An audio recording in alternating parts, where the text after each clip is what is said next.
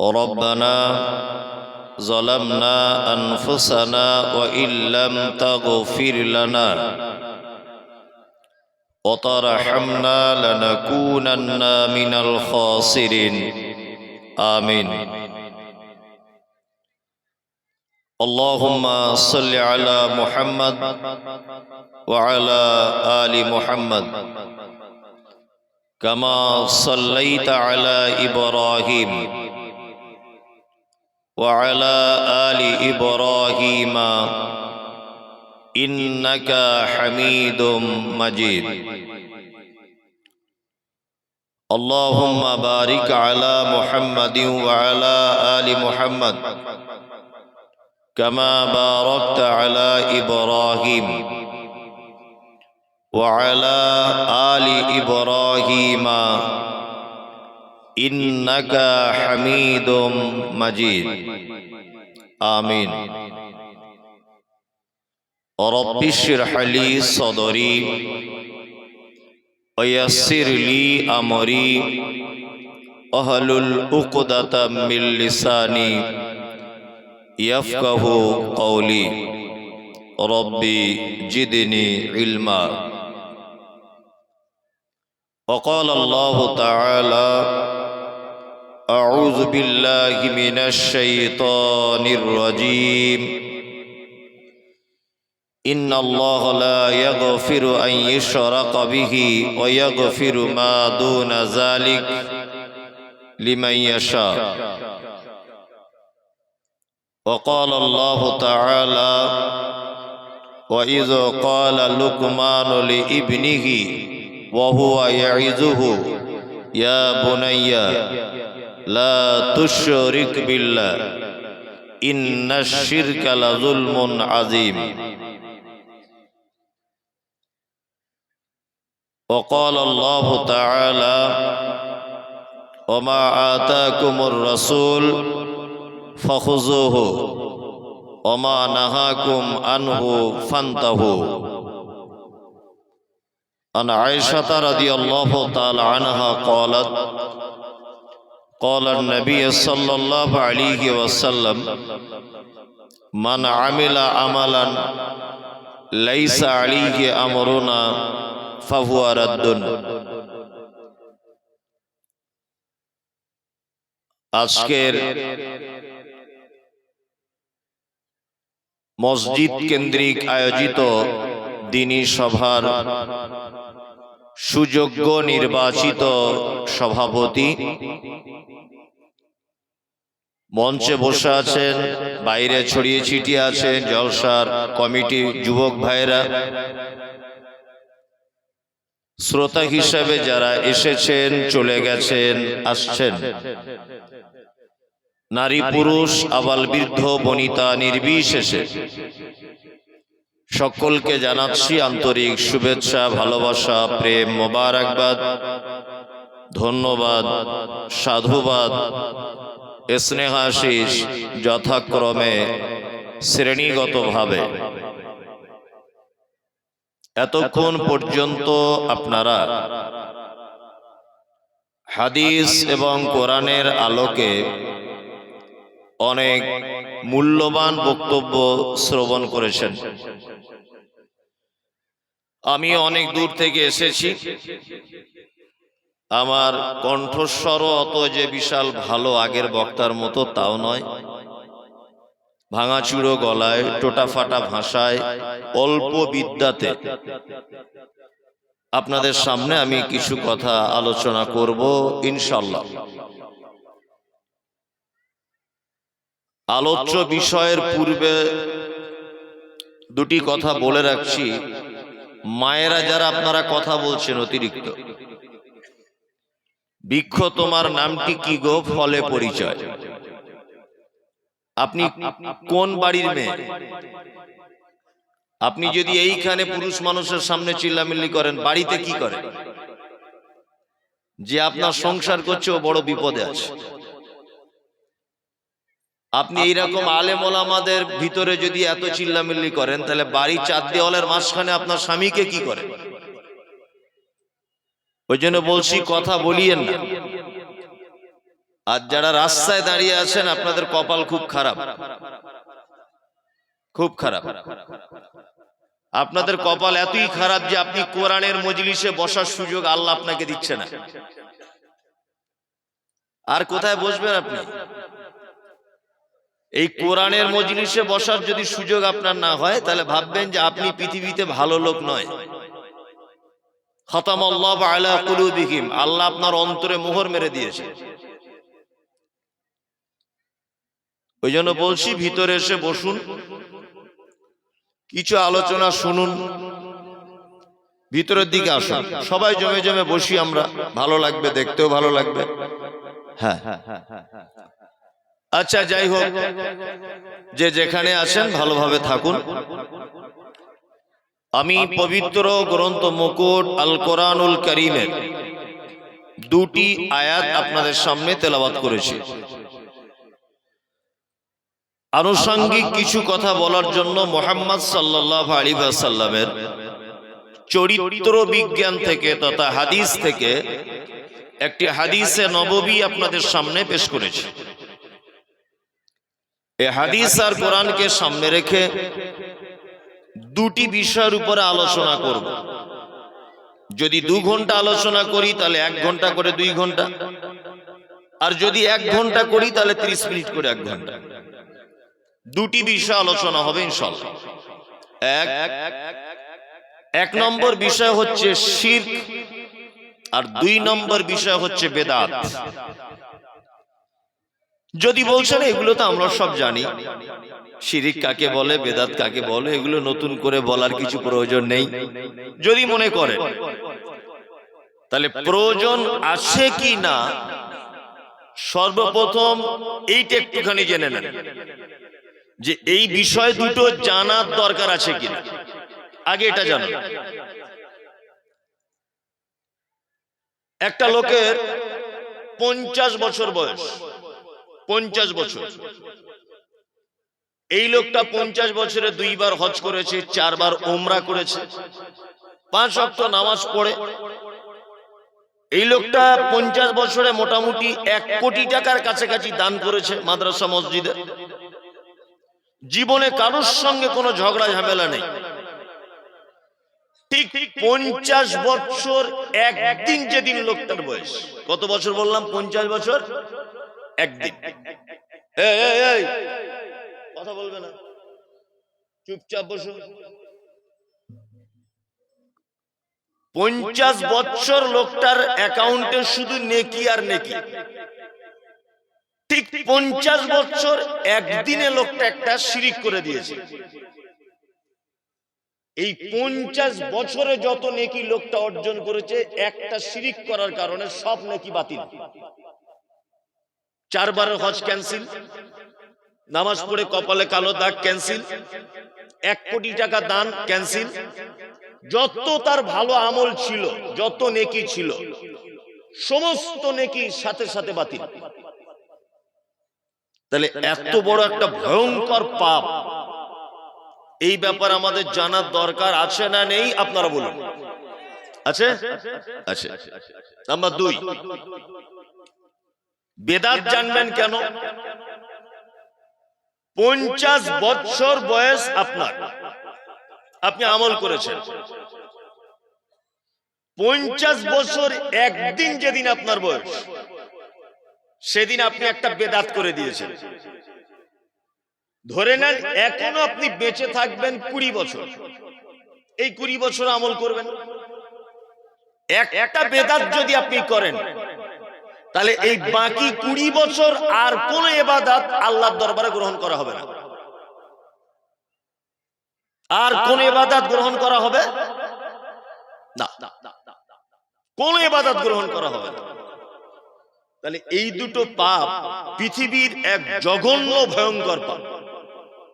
পাপ না? একটা করলে ইবাদত কবুল হয় না, আর একটা করলে ভালো ইবাদত সব কি হয়? ক্যান্সেল, বাতিল। এই দুটি বিষয় আপনাকে আমি কথা বলবো। যদি আপনারা ধৈর্য ধরেন তাহলে অনেক কিছু বলবো, আর যদি মনে করি যে আপনারা ব্যস্ত হচ্ছেন, বা ডিস্টার্ব করছেন, আমি আলোচনা অন্যদিকে ঘুরিয়ে এমন ভাবে চলবো আপনার এমনি পালাবেন, আমাকে বলা লাগবে না।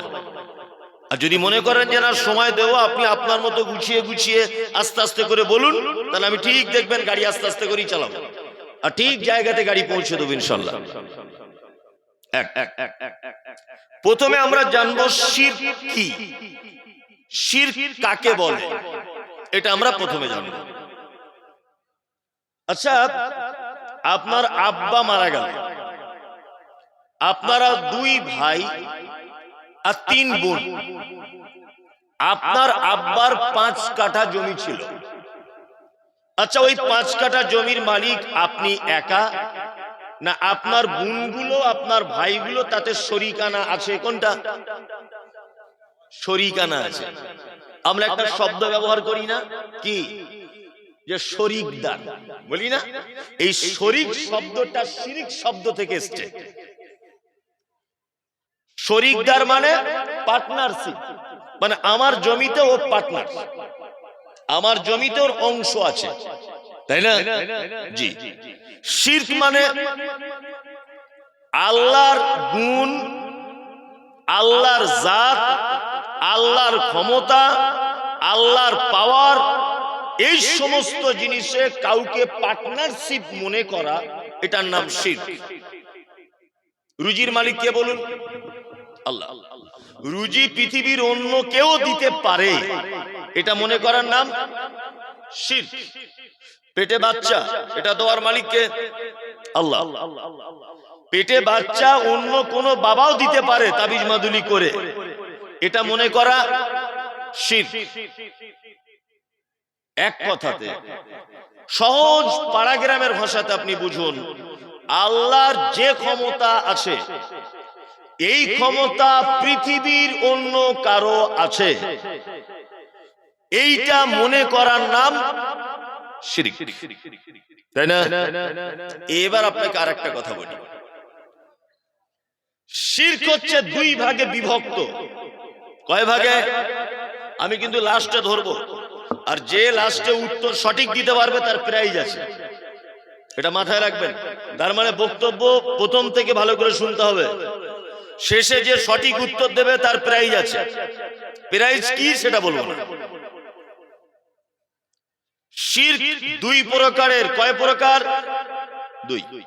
আপনি এখন ধরে নেন আপনি ছাত্র আর মমতাজুল ইসলাম আমার টিচার, তাহলে দেখবেন অনেক কিছু জানতে পারবেন। আপনি ভাবুন এই মুহূর্তে যে মমতাজুল ইসলাম আমার শিক্ষক আর আমি ওর ছাত্র, তারা দেখবেন অনেক কিছু করে বোঝানো যাবে। যদি বলছেন কই আপনি একটু সুর করে করে বলবেন না, তাহলে তো ভালো লাগবে না। পৃথিবীর কোন সিস্টেম এটা নেই, আমি অবাক হয়ে যাই। কোনদিন এই সিস্টেম কিয়ামত পর্যন্ত থাকবেও না। আচ্ছা, আপনি এখন বাড়িতে গেলেন, যে আপনার বউকে বলেন, ও বউরে এত খিদে লেগেছে, তাড়াতাড়ি করে ভাত দাও। আচ্ছা, এরকম করে কেউ বলে? বলে না তো। কি করে বলে? কই গো সাবিনার মা, তুমি ভাত দিয়ে দাও। এটাই তো, এটাই। আচ্ছা, কোন স্কুলে মাস্টারকে জীবনে দেখেছেন?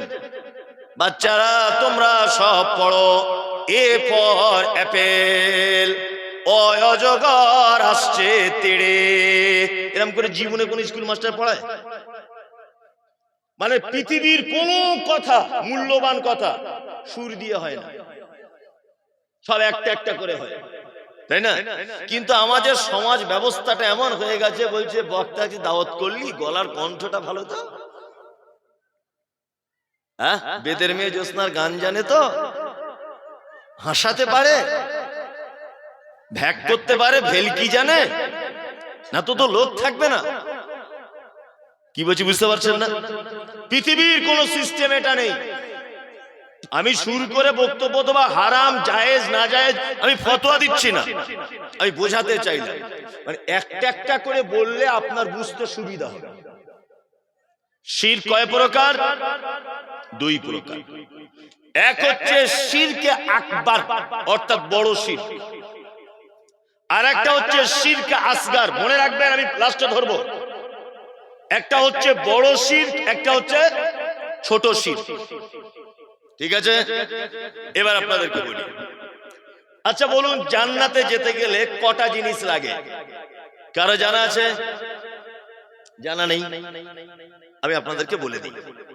জান্নাতে যেতে গেলে তিনটা জিনিস লাগে। কটা? তিনটা। এক, ঈমান থাকতে হবে। দুই, মুসলিম হতে হবে। তিন, ভালো কাজ থাকতে হবে, সৎ আমল থাকতে হবে। ঈমান থাকতে হবে, মুসলিম হতে হবে, আর কি করতে হবে? সৎ কাজ থাকতে হবে। এবার আপনাদেরকে বলি, শিরক আকবার যদি কেউ করে, অর্থাৎ বড় শিরক যদি কেউ করে, ঈমান চলে যাবে, মুসলিম থাকবে না, আমল নষ্ট হয়ে যাবে। তাহলে বলুন তো, এই লোকটারা জান্নাতে যাওয়ার অপশন থাকলো? জান্নাতে যাওয়ার সুযোগ থাকলো? তিনটেই নষ্ট। বড় শিরক যদি কেউ করে, ঈমান চলে যাবে, মুসলিম থাকবে না, আর আমল বরবাদ হয়ে যাবে। তার মানে জান্নাতে যাওয়ার সুযোগ থাকলো না। ছোট শিরক যদি কেউ করে, ছোটখাটো যদি কেউ শিরক করে, তাহলে ওর ঈমানের খাতরা হবে, আমলের খাতরা হবে, কিন্তু মুসলিম থেকে যাবে। মানে ও আবার ঈমানে ফেরত আসার সুযোগ আছে, ভালো কাজ করার সুযোগ আছে, কিন্তু বড় শিরক করে দিলে আর ওর কোনো সুযোগ থাকবে না। এইবার আপনাদেরকে আর একটা কথা বলবো, সেটা কি? শিরক করলে আল্লাহ এত রেগে যায় কেন? আর আল্লাহ এটাকে খুব বড় পাপ বললেন কেন? এটা তো একটু আল্লাহ হালকা করেও দিতে পারতেন, যে না মোটামুটি চলবে, কেউ করলে করতেও পারো। এটা আল্লাহ এত বড় করে কেন দেখলেন? আপনি রাজমিস্ত্রি কাজ করেন,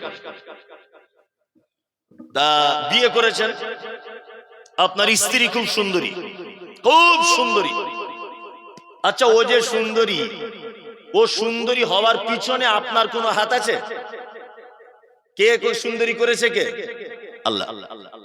ওর চোখগুলো টানা টানা, হাঁটু পর্যন্ত দোলা, মাথার চুল, আর ওর মিষ্টি হাসি, ওর হাতের রান্না, ওর মানে কি বলবো, বেঁকিয়ে বেঁকিয়ে চলা, ওর নাকের কাটিং, ওর মুখের কাটিং, মানে অপূর্ব সুন্দরী আপনার স্ত্রী। 3 মাস সংসার করার পরে আপনি দিল্লি চলে গেলেন কাজ করতে। বউটা বাড়িতে ছিল। এখন আপনার একটা ছোট ভাই ছিল, তারও বয়স 20-25 বছর। সে ভাবি তো একটু চুলের পাড়ে বসে ভাত খাওয়ার সময় গল্প করতে করতে, এটা এটা করতে করতে ওর সাথে একটু ভাব ভালোবাসা হয়েছে। এখন হঠাৎ করে আপনি ফোন না করে একদিন বাড়ি এসেছেন, হঠাৎ। আল্লাহ শিরিক করলে কেমন রেগে যায় সেটা বলছি। হঠাৎ বাড়ি এসেছেন, ওকে না জানিয়ে আপনার বউকে, এসেই দরজা খুলে দেখছে আপনার ভাই আশরাফুলের সাথে গলা ধরে শুয়ে আছে বা বসে আছে। আচ্ছা বলুন তো, এই অবস্থায় যদি আপনার সুন্দরী বউটাকে দেখেন, আপনার রাগ হবে কি হবে না? বলুন, হবে? কেন এত রাগ করার কিছু? নিজের ভাই একটু বউয়ের গলা ধরেছে, ভাবি, তাই রাগ? রাগ মানে কি? সামনে ছুরি থাকলে তার গলা কেটে দিবে। আচ্ছা, আপনার স্ত্রী হলো কি করে? ও কি দিয়েছেন আপনি ওকে? ও সবই তো আল্লাহর দান। কি দিয়েছেন বলুন? আপনি দিয়েছেন বিবাহতে 2000 টাকা মোহর, নাকের একটা সোনার নাক চাবি, একটা বেনারসি বিয়ের শাড়ি, আর খুব যদি জোর হয় একটা সোনার আংটি তাকে দিয়েছেন। এই 2-3টে জিনিস দেওয়ার কারণে আপনার অধিকার এতটা বেশি যে ও যদি কারুর গলা ধরা তো দূরের কথা, কারুর দিকে ফিরে যদি হেসে দেয়, আপনার জ্বালা ধরে যায়। জ্বালা ধরে যায় কি যায় না? যে আমার বউ ওকে দেখে হাসছিস কেন? মমতাজুলকে দেখে কেন হাসবি? আমার দিকে ফিরে থাক 24 ঘন্টা। প্রত্যেক স্বামী এটা চায়। তাহলে নাক ফুল মোহর আর বেনারসি শাড়ি দিয়ে তার উপরে এত অধিকার যে কারুর দিকে তাকানো যাবে না, তুই শুধু আমার। আমার আপন ভাই মায়ের পেটের, তার দিকে পর্যন্ত তাকাতে পারবি না, তুই শুধু আমার। এবার আপনি বলুন, আপনি যে অক্সিজেনটা নেন, এটা কার দেওয়া দান? আল্লাহ, তাই না? এই যে কোন মেশিন, আমি যে গাড়িটা চেপে এসেছি, গাড়িটা মাসে মাসে বা 2 মাস অন্তর, 3 মাস অন্তর তাকে সার্ভিস করতে হয়। কিছু কিছু জায়গায় মোটরসাইকেল 4 চাকার গ্রিজ দিতে হয়, না তো জাম করে না? করে। এই যে আপনি ঠ্যাংটা এরকম করছেন অটোমেটিক, জন্ম থেকে মৃত্যু পর্যন্ত। এই যে ফোল্ডিং সিস্টেম, এই ফোল্ডিং। হ্যাঁ, আচ্ছা কোন লোক এখানে গিরিজ দেয় নাকি? হালকা করে একটু গিরিজ দিলে হয় না? হয় না? এই যে ফোল্ডিং সিস্টেম, অটোমেটিক টানছি চলে যাচ্ছে, ছাড়ছি আসছে। এখানে গ্রিসের ব্যাপার আছে না। জার্মানি কোম্পানি যদি একটা লাইট আপনি কেনেন, ব্যাটারি দিতে হয়, তাছাড়া জ্বলবে না। 2-4 বছর পর ব্যাটারি চেঞ্জ করতে হয়, তাছাড়া চলে না। এই মোবাইল ফোনটা, যদি এই ফোনটা, আমার ফোনটা এখন 80,000 টাকা দাম, বোঝানোর জন্য বলছি, বা 1 লাখ টাকা দাম, এ যতই দামি ফোন হোক, এর চার্জ না দিলে কিন্তু এই লাইটটাও জ্বলবে না। জ্বলবে না। জন্ম থেকে নিয়ে মৃত্যু পর্যন্ত এই যে চোখে দেখছেন, এই যে পাওয়ারফুল ব্যাটারি, এটা কার দান? আল্লাহ দান। আপনার গোটা বডিতে যা কিছু আছে কার দান? আল্লাহ। আপনি খান, কার রুজি খান? আল্লাহ। জমিনে চলেন, এ জমিন কার? আল্লাহ। আপনি কথা বলেন, এই স্পিকার, সাউন্ড সিস্টেম, এটা কার? আল্লাহ। সমস্ত কিছু আল্লাহ। এই আল্লাহকে বাদ দিয়ে যদি অন্য কোন জায়গায় আপনি যান আপনার মনের বাসনা পূরণের জন্য, তাহলে আল্লাহ রাগ করবে কি করবে না আপনি নিজে বলুন? করবে? 1 টাকার নাকফুল, 5 টাকার বেনারসি আর 5,000 টাকা মোহর দেওয়া বউ যদি অন্যদিকে ফিরলে যদি তোমার জ্বলন ধরে, যে আল্লাহ তোমাকে তৈরি করেছে এই আল্লাহকে বাদ দিয়ে তুমি যদি এখন কোন একটা ছেঁড়া ন্যাংটো বাবার কাছে গিয়ে, দরবারে গিয়ে চাদর চড়িয়ে দেওয়া সেজদা করো, আল্লাহ রাগ করে কি করে না? মৃত্যু পর্যন্ত যদি আপনি একটা সেজদাও যদি দেন, মৃত্যু পর্যন্ত, জীবনে একটাও যদি আপনি সেজদা দেন, সেই সেজদাটা শুধু কার জন্য হবে? আল্লাহর জন্য। আল্লাহ ছাড়া কারো জন্য এ মাথা নত করা চলবে না। আল্লাহ শিরক করলে এই জন্য এত রেগে যায়। শিরক আকবার কয়েকটা ভাগে বিভক্ত। শিরক আকবার কয়েকটা ভাগে বিভক্ত, অর্থাৎ বড় শিরক আবার কয়েকটা ভাগে বিভক্ত। এক, আশ-শিরক ফি যাত, আল্লাহ সুবহানাহু ওয়া তাআলা যে একক সত্তা, আল্লাহ সুবহানাহু ওয়া তাআলা যে একক সত্তা, এইটার প্রতি বিশ্বাস স্থাপন করে যে সে শিরক আকবার মুক্ত। আর যে এটা ভাবে যে আল্লাহ ছাড়াও দ্বিতীয় কেউ আছে, সে শিরকে যুক্ত। এবার আপনাকে একটা কথা বোঝাই, খ্রিস্টান ভাইদের 3টা আল্লাহ, 3টে। যিশু আল্লাহ, মারিয়াম আল্লাহ, আল্লাহ আল্লাহ, ওরা 3 আল্লাহতে বিশ্বাসী। আমাদের দেশে আরো যারা অন্যান্য ধর্মের মানুষ আছে, আচ্ছা বলুন তো দেখি, স্কুলে বাচ্চারা কোন ঠাকুরের পূজা করে? কে বলছে? এদিকে হাত তুলুন। আপনি ঠিক বলেছেন, সরস্বতী। তার মানে ওই ধর্মের মানুষদের একটা বিশ্বাস যে বিদ্যার ডিপার্টমেন্টটা সরস্বতীকে দেওয়া হয়েছে। আচ্ছা বলুন, যারা লোহা লাগ করে ব্যবসা করে, মোটরসাইকেলের গ্যারেজ, সাইকেলের দোকান, এরা কোন পূজা করে? বিশ্বকর্মা। তার মানে ওরা জানে এই ডিপার্টমেন্টটা বিশ্বকর্মাকে দেওয়া হয়েছে। তার মানে ওদের আল্লাহ শেষ নেই, তাই না? জি, ওদের আল্লাহ শেষ নেই। কিন্তু আমরা যারা নিজেকে মুসলিম বলে দাবি করি বা নিজেকে মুসলিম বলে জানি, আমাদের আল্লাহ কজন? আল্লাহ আল্লাহ একদমই ঠিক হয়নি। যদি বলছেন এই কেমন বক্তব্য, আল্লাহ এক, এটাও ঠিক হয়নি। আর ওইটাই তো বলার জন্য আমি এসেছি, ওইটা বলবো বলেই তো আমি এসেছি। আচ্ছা, এখানে মাদ্রাসায় পড়া ছাত্র কেউ আছো বাবু? মাদ্রাসায় পড়া ছাত্র কেউ আছো? তুমি কি পড়ো? হাফেজ। তুমি পারবে না। মাওলানা লাইনে পড়ছে এরকম কেউ আছো বাবু? আপনি? আলহামদুলিল্লাহ। আপনি শুধু আমি একটা কথা বলবো, একবার হাত তুলবেন। আল্লাহ কজন? এক। আল্লাহ কজন বলুন? একজন। এই কথাটা কত মারাত্মক যে ভুল আজও রয়েছে, আমরা এই ব্যাপারটা একটু সংশোধন করে নিই। দেখবেন আমি বললে আপনার মগজ সঙ্গে সঙ্গে ধোলাই হয়ে যাবে যে সত্যিই তো তাই। এক।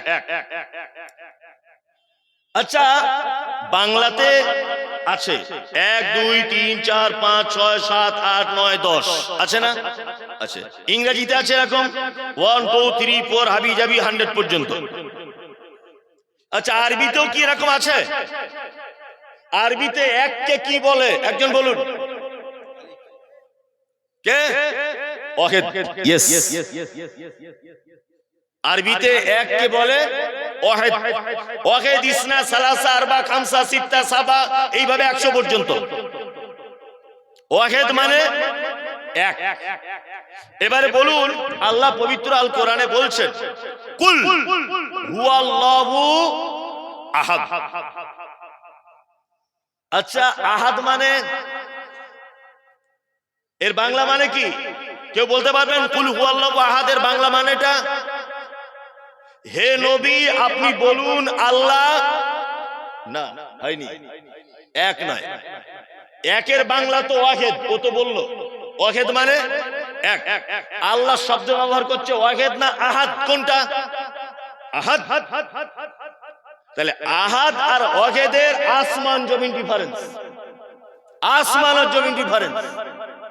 ওয়াহিদ মানে এক। আল্লাহ তো বলতে পারতেন কুল হুয়াল্লাহু ওয়াহিদ, এটা বলেছেন? বলেননি। তিনি কি বলেছেন? কুল হুয়াল্লাহু আহাদ। এই আহাদ আর ওয়াহিদের ডিফারেন্সটা আপনাকে দেখাই। ওয়াহিদ মানে এমন এক, এটা ধরে নেন একটা বোর্ড। আমি কিন্তু একদম বাচ্চা ছেলের মতো বোঝাচ্ছি। এটা একটা বোর্ড, আমি একজন শিক্ষক বাচ্চাকে বোঝাচ্ছি। এখানে আমি এক লিখলাম, এক। আচ্ছা, একের পাশে একটা শূন্য দিলাম, কত হলো? 10। তা 10টা যখন বলছি তখন একের কোনো অস্তিত্ব থাকছে না।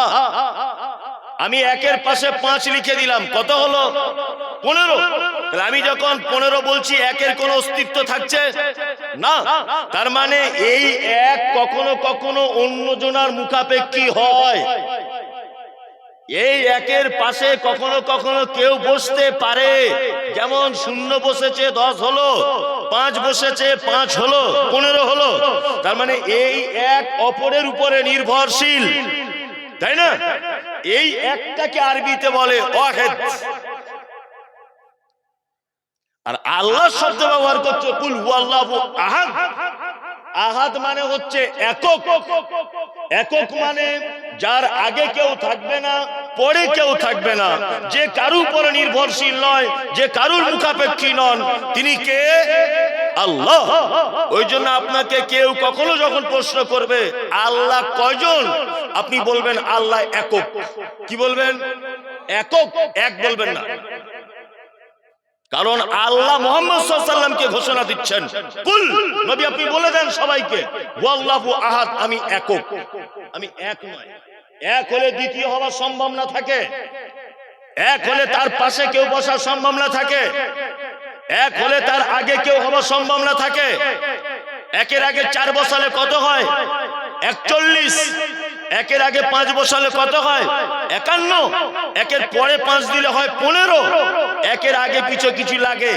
এই জন্য আল্লাহ কোরআনে যে শব্দগুলো ব্যবহার করেছেন, সত্যি কথা বলতে আমি গাড়িতে বসে, মাদ্রাসায় বসে, লাইব্রেরিতে বসে যখন স্টাডি করি, আমি শুধু ভাবি যে আল্লাহ যে শব্দগুলো ব্যবহার করেছে, একজন মুসলিম যদি শব্দগুলোকেই নিয়ে যদি গবেষণা করে, তাহলে জাদাতুহুম ঈমানা, তার ঈমান বেড়ে যাবে। তার ঈমান কি হবে? বেড়ে যাবে। কি শব্দ! আল্লাহ বলছে কুল হুয়াল্লাহু আহাদ। নবী আপনি বলুন আল্লাহ একক, এক নয়, একক। তাহলে আমাদেরকে কেউ জিজ্ঞাসা করলে বলবা আল্লাহ একক। তাহলে আল্লাহ এককের ব্যাপারে যদি কারো সন্দেহ থাকে, তাহলে সে শিরকে আকবারে যুক্ত। এটা বুঝিয়ে দিলাম। আশ-শিরক ফি যাত, আমি বড় শিরকের ভাগ করছি। আশ-শিরক ফি সিফাত, আল্লাহর গুণের উপরে শিরক করা। আল্লাহর গুণের উপরে কি? শিরক করা। আচ্ছা, আল্লাহর নাম কটা? কে বলছেন? হাত তুলুন। একজন বলুন, ভুল হলে তো অসুবিধা নেই। কয়টা? 99টা। আচ্ছা, আর কেউ? 99টা। আপনিও 99টা? 99টা। আমি এতে একমত নয়। আমি আবার উল্টো। কি বললাম বুঝলেন? আল্লাহ, আমি মুমতাজুল ইসলাম, এটা আমার নাম, এটা আমার নাম। আমার নামের আগে লেখা হচ্ছে বক্তা মুমতাজুল ইসলাম। আচ্ছা, বক্তাটা আমার নাম না আমার গুণ? হিমসাগর কোন ফলের নাম? আম। খুব মিষ্টি, মিষ্টিটা ওর নাম না ওর গুণ? ওর গুণ। আল্লাহর নাম একটাই নাম, আমার সাথে একবার জোরে বলুন, আল্লাহ। একটাই তার নাম, বাকিগুলো সব গুণ, সব সিফাত, গুণ, সব গুণ। কেমন করে? আল্লাহর নাম একটা, মুমতাজুল ইসলাম এটা আমার নাম। আমি বক্তা, আমি চোর, আমি গুন্ডা, আমি ড্রাইভার, আমি কৃষক, আমি চালক, আমি প্যাসেঞ্জার, যা কিছু আমার নামের আগে এবং পরে আসবে এগুলো সব কি? গুণ। আল্লাহর নাম একটাই, আল্লাহ। বাকিগুলো যা আছে, ইয়া আল্লাহ, ইয়া রহমান, ইয়া রহিম, ইয়া মালিক, ইয়া কুদ্দুস, ইয়া সালাম, ইয়া মুমিন, ইয়া মুহাইমিন, ইয়া আজিজ, ইয়া জব্বার, ইয়া মুতাকাব্বির, 99টা যা আছে সব কি? গুণ।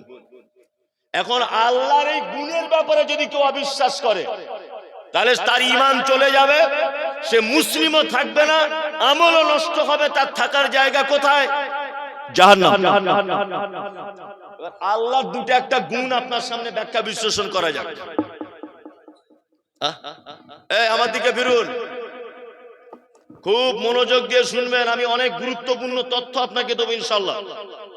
আচ্ছা, আপনি যখন কোর্টে বা থানাতে কোন একটা বিপদে পড়েছেন, বা আপনার ভাই আপনার জন্য কেস করেছে, পুলিশ আপনাকে ধরে নিয়ে গেছে। আচ্ছা বলুন তো, পুলিশের হাত থেকে যদি আপনি জামিন চান, তাহলে কাকে ধরতে হয়? উকিল। উকিল ধরতে হয় না? উকিল। উকিলের কাজ কি? আপনি মার্ডার করেছেন, তবুও বিচারকের সামনে দাঁড়িয়ে বলবে, মহামান্য বিচারপতি, আমার মক্কেল তো মার্ডার করেনি, মার্ডারের দিনও বাড়িই ছিল না, অথচ আপনি করেছেন। উকিল মানে এত মিথ্যা কথা বলে আপনাকে বাঁচাবে, ওর কাজ হচ্ছে আমার মক্কেলকে বাঁচাতেই হবে। উকিল মানে কি? আমার মক্কেলকে ভুল প্রমাণ করে, সঠিক প্রমাণ করে ওকে জেল থেকে বার করতেই হবে, এর নাম উকিল। আসলে শব্দটা উকিল নয়, এটা কোরআনের শব্দ, এটা আরবি শব্দ। শব্দটা সঠিক হচ্ছে ওয়াকিল। কি নাম? ওয়াকিল। ইয়া আল্লাহ, ইয়া রহমান, ইয়া রহিম, ইয়া মালিক, এই 99টার ভিতরে একটা আছে ইয়া ওয়াকিল, ইয়া ওয়াকিল। আল্লাহ বলছেন আমার নাম ওয়াকিল। এই ওয়াকিল থেকে উকিল, কোর্টের উকিল আমরা বলি। কি বললাম বুঝলেন না? তার মানে আল্লাহ বোঝাতে চাইছে, একটা বান্দা যত রকমেরই বিপদে পড়ুক না কেন, সমস্ত বিপদ থেকে উদ্ধার আমি করতে পারি, আর কেউ পারে না। আমি শুধু করতে পারি একটা বান্দার উদ্ধার, আর কেউ করতে পারে না। এবার আপনার বউয়ের ছেলে হচ্ছে না, দিন রাত দোয়া করছেন, আল্লাহ ছেলে দাও, ছেলে দাও, ছেলে দাও, ছেলে দাও, দোয়া কবুল হচ্ছে না। আপনার শাশুড়ি তখন বলছে, একবার অমুক বাবার কাছে গেলে হতো না, ও ছেলে দিতে পারে, পাড়ায় 3-4 জনের হয়েছে। কি বলছি বুঝতে পারছেন না? আপনি চলে গেলেন, গিয়ে 3-4 হাজার টাকা খরচা করলেন, পাছায় একটা তাবিজ, কোমরে একটা তাবিজ, আবার স্বামীর গায়ে তাবিজ, বালিশের তলায় তাবিজ, 23-24 রকমের তাবিজ বাচ্চা হবে বলে। এই ঘটনার জন্য যদি আপনি কারোর সাহায্য চাইতে যান, তাহলে বলুন এটা আপনি ভুল করলেন না ঠিক করলেন? আপনি নিজে বলুন। ভুল। আপনি যত রকমের বিপদে পড়েছেন, সমস্ত বিপদ থেকে আপনাকে বাঁচাতে পারে কে? আল্লাহ। কিন্তু মানুষকে যে এত বোকা বানানো হচ্ছে, আল্লাহু আকবার। আমি তো মাঝে সাঝে অবাক হই, হুজুর জলসা করতে এসে 20 হাত পাকড়ি এরকম করে ছুঁড়ে দিয়ে বলল, বাবারা তোমরা পাকড়িতে ধরো, যারা পাকড়িতে চান্স পাচ্ছ না, যে ধরেছে তার পিঠে গিয়ে ধরো, আবার আরেকজনকে চান্স পাচ্ছ না, তার আন্ডার প্যান্ট টেনে ধরো। তো বলছে কাজ কি? বলছে আমার দাদু কিয়ামতের মাঠে নৌকা নিয়ে দাঁড়িয়ে থাকবে, যারা আমাদের মুরিদ হবে তারা ওই নৌকা উঠে সব জান্নাত চলে যাবে। জান্নাত কি তোমার বাপের সম্পত্তি নাকি? তোমার পাছার চামড়া তুলে দেবো বিয়াদব। এ কথা বললে কি করে তুমি? এ কথা বলো কি করে? আচ্ছা, পৃথিবীতে আপনাকে সব থেকে বেশি ভালোবাসে কে বলুন? পৃথিবীতে মানুষ হিসাবে কে বেশি ভালোবাসে? মা। তারপর বলছে বউ, মানে ও বউ ছাড়া কিছু বোঝে না। তুমি তো ওর পাল্লায় পড়োনি, তোমাকে আন্ডার প্যান্ট পরে ঘুরিয়ে দিবে। ওকে তুমি চিনো না। মায়ের পেটের ভাই আছে, বাবা তার নামটা বল, বোনের নামটা বল, বলছো বউ। তুমি ওকে চিনো না। ওর পাল্লায় যে পড়েছে তার 12টা বেজে গেছে। ওর নামটা একটু দেরিতে বলো। কি বললাম বুঝলে? আল্লাহ কোরআন মাজিদে পৃথিবীতে যারা ভালো, আপনাকে যারা ভালোবাসে বা আপনার যারা প্রিয়, তাদের নাম আল্লাহ উল্লেখ করেছেন কোরআনে। এক, আমার দিকে ফিরুন, এই আমার দিকে ফিরুন। এক, আল্লাহ বলছেন কুল ইন কানা আবাউকুম ওয়া আবনাউকুম ওয়া ইখওয়ানুকুম ওয়া আজওয়াজুকুম ওয়া আশীরাতুকুম ওয়া আমওয়ালুন ইকতারাফতুমুহা ওয়া তিজারাতুন তাখশাউনা কাসাদাহা ওয়া মাসাকিন তারজাউনাহা আহাব্বা ইলাইকুম মিনাল্লাহি ওয়া রাসূলিহি ওয়া জিহাদিন ফি সাবিলিহি ফাতারাব্বাসু হাত্তা ইয়াতিয়াল্লাহু বিআমরিহি ওয়াল্লাহু লা ইয়াহদিল কওমাল ফাসিকিন। পৃথিবীতে কাদেরকে আল্লাহ ভালোবাসার কথা বলেছে? আল্লাহ বলছেন আবাউকুম, তোমাকে সবথেকে বেশি ভালোবাসে তোমার আব্বা মা। দুই, আবনাউকুম, তোমার সন্তান, তোমার বেটি আর তোমার বেটা। তিন, ইখওয়ানুকুম, তোমার ভাই। ভাই ক নম্বরে? তিন। তারপরে আল্লাহ বলছে আজওয়াজুকুম, তারপর তোমার স্ত্রী। তাহলে বউ ক নম্বরে? 4 নম্বরে। আমরা তো করি উল্টা। বইয়ের কথা শুনে ভাইয়ের সাথে 12 বছর কথা নেই, বইয়ের কথা শুনে বড় ভাইকে মেরে মাথা ফাটিয়ে দিয়েছে। এরকম লোক আছে না নেই? আপনাদের মুর্শিদাবাদে নেই, আমাদের ওদিকে আছে। অথচ কোরআনের উল্টো। কোরআন বলছে প্রথমে ভালোবাসো আব্বা মা, সন্তান সন্ততি, তারপর ইখওয়ানুকুম, তোমার ভাই, ওয়া আজওয়াজুকুম, তোমার স্ত্রী। আমি স্যার ঠিক বলছি তো? জি। তাহলে ধরে নেন এই 4টে ভালোবাসার জিনিস আপনার।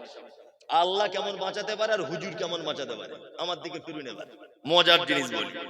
এইটা ধরে নেন কিয়ামতের মাঠ, এই স্টেজটা কিয়ামতের মাঠ, এটা ধরে নেন। এখন আমি মমতাজুল ইসলাম, আল্লাহ তুমি জাহান্নাম থেকে, তোমাদের দুজনকে খুব মার হবে, খুব গল্প করছো তোমরা, দয়া করে বেটা চুপচাপ মেরে বসো, গল্প করো না, কোরআনের মজলিসে গল্প করতে নেই। আল্লাহ তুমি জাহান্নাম থেকে বাঁচাও। আমাকে 2 জন ফেরেশতা টেনে জাহান্নামে নিয়ে যাচ্ছে, ধরে নেন আল্লাহ জাহান্নাম থেকে বাঁচাও। আমি বোঝানোর জন্য মানুষকে বলছি, 2 জন টেনে আমাকে জাহান্নামে নিয়ে যাচ্ছে।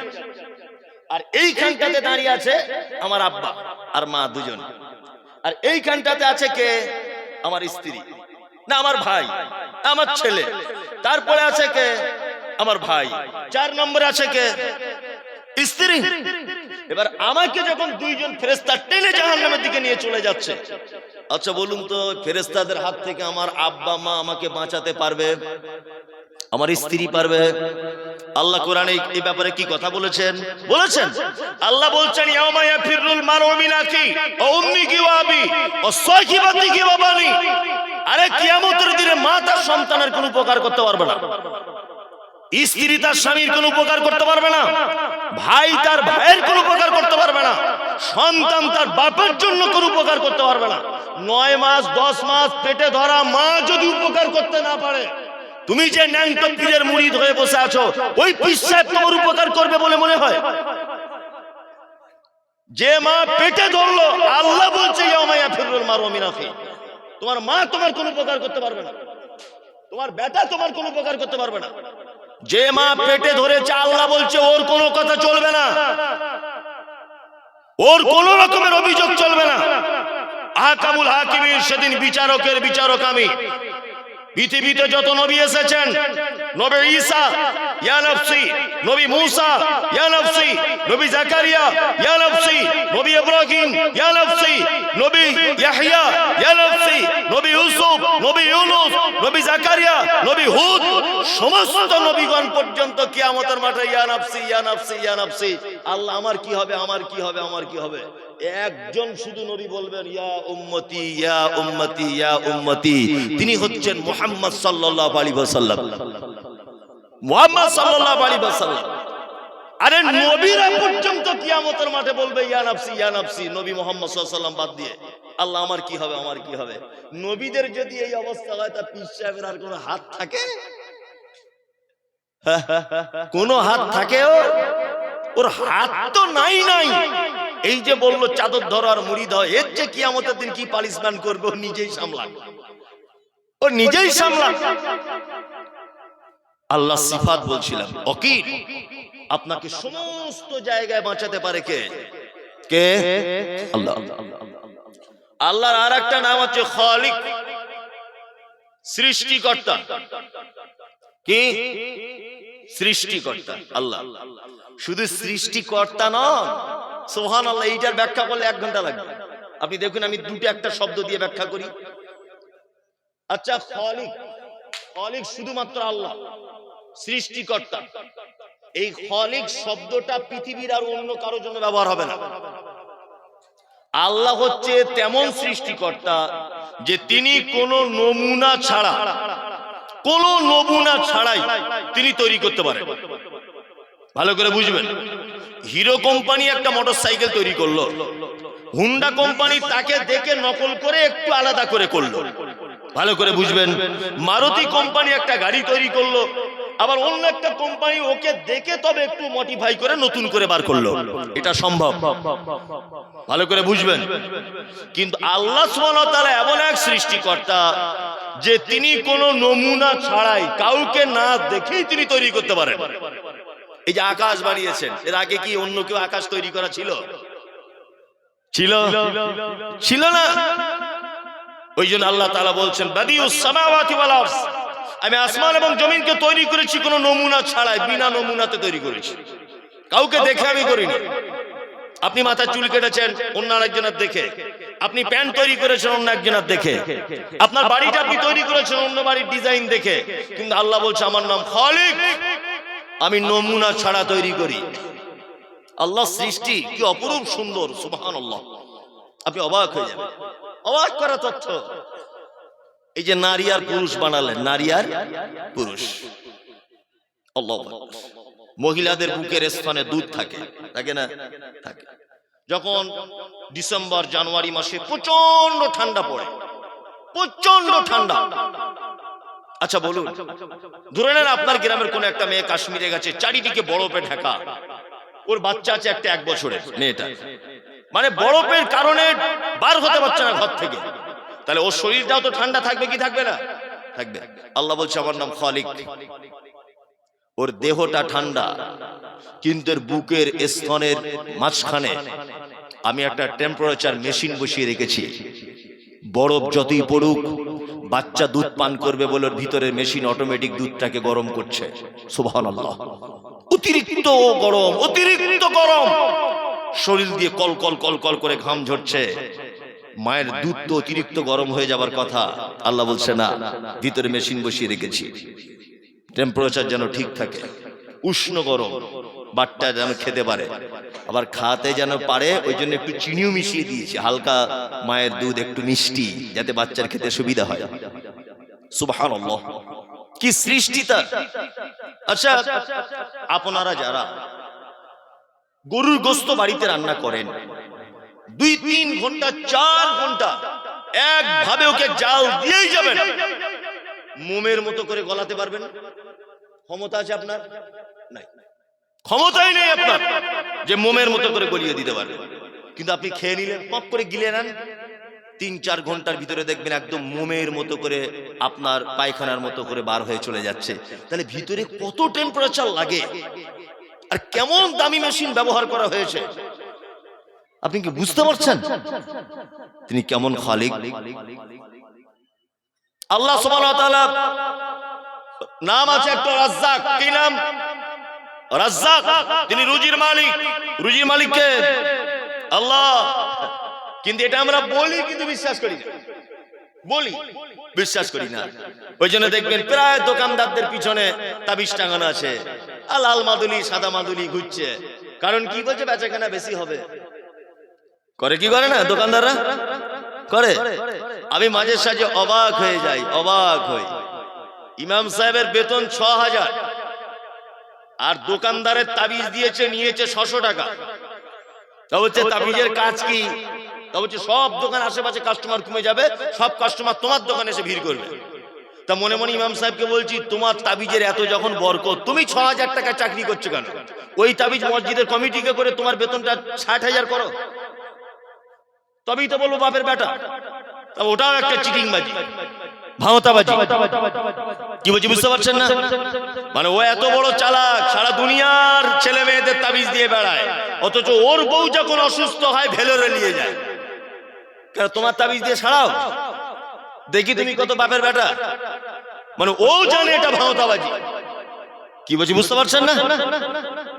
আপনি অসুস্থ হলে বলবে তাবিজ দেন, ভালো হয়ে যাবে। ওর ছেলে অসুস্থ হলে কলকাতায় যায় এসি ট্রেনে করে, আর আপনার বেটাকে তাবিজ দিয়ে সারায়। আল্লাহু আকবার। আল্লাহ সুবহানাহু ওয়া তাআলা হচ্ছে রুজির মালিক। তিনি মানুষকে রুজি দান করেন, এবং দান যেটা করেন বিনা স্বার্থে তিনি দান করেন, কোনো স্বার্থ নেই। আমি সিপিএম পার্টি করি, এই গ্রামে আমার বাড়ি। তৃণমূল পার্টির মেম্বারের কাছে ঘর এসেছে 10টা, আর আমি ভোটের সময় ওপেন সিপিএম এর পতাকা নিয়ে ঘুরি। আচ্ছা বলুন তো, 10টা ঘরের মধ্যে একটা আমি পাবো? আমার নাম এলেও কেটে দিবে। তুই আমাদের দলে ঘুরিস না, তোর ঘর পাবি না, তোর নাম ওই ফটিকের কাছে চলে গেছে। তার মানে কি, ও ঘর দেবে দেখে দেখে দেখে দেখে দেবে, দেবে না? আর আল্লাহ কেমন রুজির মালিক। বাবরি মসজিদ যিনি ভেঙেছেন, ভেঙে রাম মন্দির তৈরি করেছেন নরেন্দ্র মোদী সরকার। আজকে এসআইআর করে মুসলিমদেরকে কোন ঠাসা করে তোমার পরিকল্পনা করেছিলেন, কিন্তু আল্লাহ চক্রান্ত তো বড় চক্রান্ত। এখন ঘুরিয়ে, খারাপ কথাটা বলবো না, ঘুরিয়ে বাঁশ বলে না, সে ঘুরিয়ে বাঁশ হয়ে গেছে। এখন এসআইআর এর নাম বাদ যাচ্ছে সব ওদের, আমাদের নাম খুব একটা বাদ যায়নি। এতে বিহারে 4 লক্ষ লোকের নাম বাদ গেল, 3 জন রোহিঙ্গা, 78 জন মুসলিম, সব ওরা। এই শুভেন্দু অধিকারী খুব চিল্লামিল্লি করছিল, ওর বাড়ির পাশের গ্রামে 250টা হিন্দু পরিবারের নাম বাদ গেছে। কি করবে করে এবার?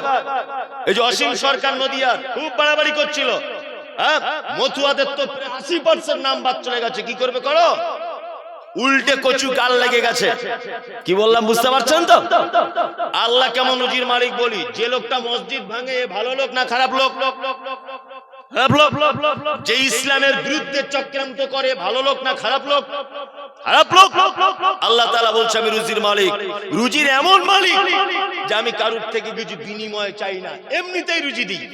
সুবহানাল্লাহ। নরেন্দ্র মোদীর মতো মানুষকে রুজি দেয় কে? অমিত শাহর মতো মানুষকে রুজি দেয় কে? শুভেন্দুকে রুজি দেয় কে? অসীম সরকারকে রুজি দেয় আল্লাহ, তাই না?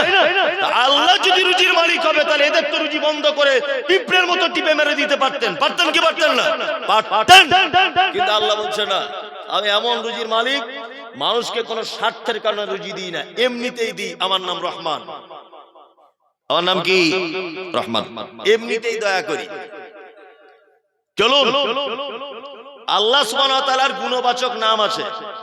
এবার আপনাদেরকে একটা নতুন জিনিস আবার শুনিয়ে দিই, আপনি জানতেন মনে করিয়ে দিচ্ছি। এক, অনেক মানুষ মসজিদে নামাজ পড়ে 4 বছর হচ্ছে, 4 বছর পরে নামাজ পড়া ছেড়ে দিয়েছে। ওকে জিজ্ঞেস করছি কি ব্যাপার ভাই, নামাজ পড়া ছেড়ে দিলে?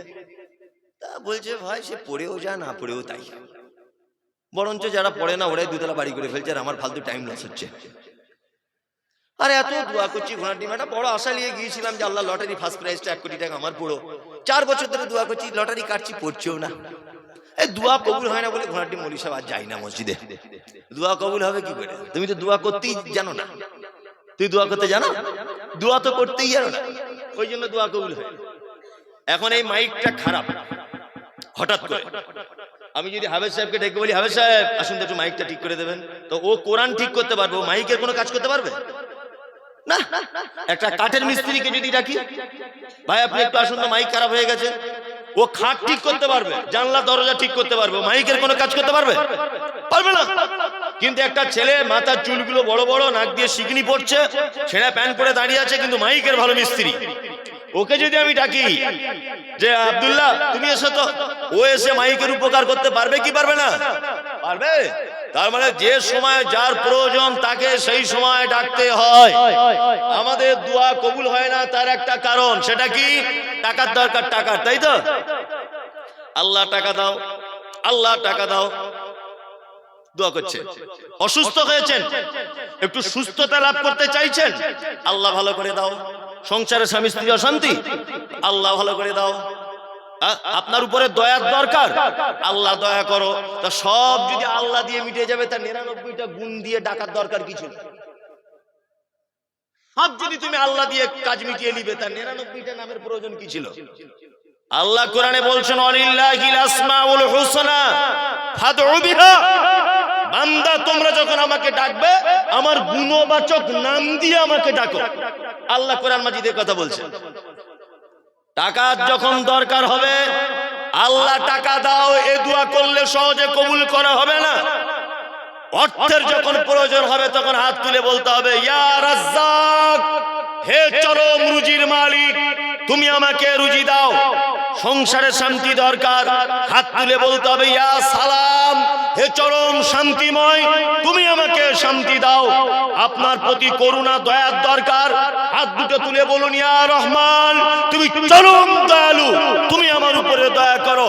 মামলা মোকদ্দমাতে ফেঁসে গেছেন, জমি জায়গাতে ফেঁসে গেছেন, মিথ্যা মামলাতে যুক্ত হয়ে গেছেন, কেউ আপনাকে কষ্ট দিচ্ছে, আপনি সাথে সাথে আল্লাহকে ডেকে বলুন, ইয়া ওয়াকিল, হে চরম বিপদ থেকে উদ্ধারকারী, তুমি আমার বিপদ থেকে বাঁচাও। আল্লাহ বলছে, ওয়ালিল্লাহিল আসমাউল হুসনা ফাদউ বিহা।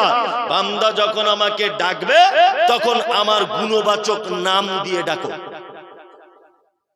তার মানে যখন যে নাম ধরে ডাকার কথা, সেই নামে ডাকতে হবে। সব যদি আল্লাহ বলে চালিয়ে দেন, তাহলে এই দোয়া সহজে কবুল করা হবে না। সহজে কবুল করা হবে না। এইবার আপনাদেরকে আর একটা কথা বলি, শিরক ফি সিফাত, মানে আল্লাহর গুণের উপরে মানুষ যে শিরক করে। আর একটা শিরক আছে শিরক ফিল হুকুক।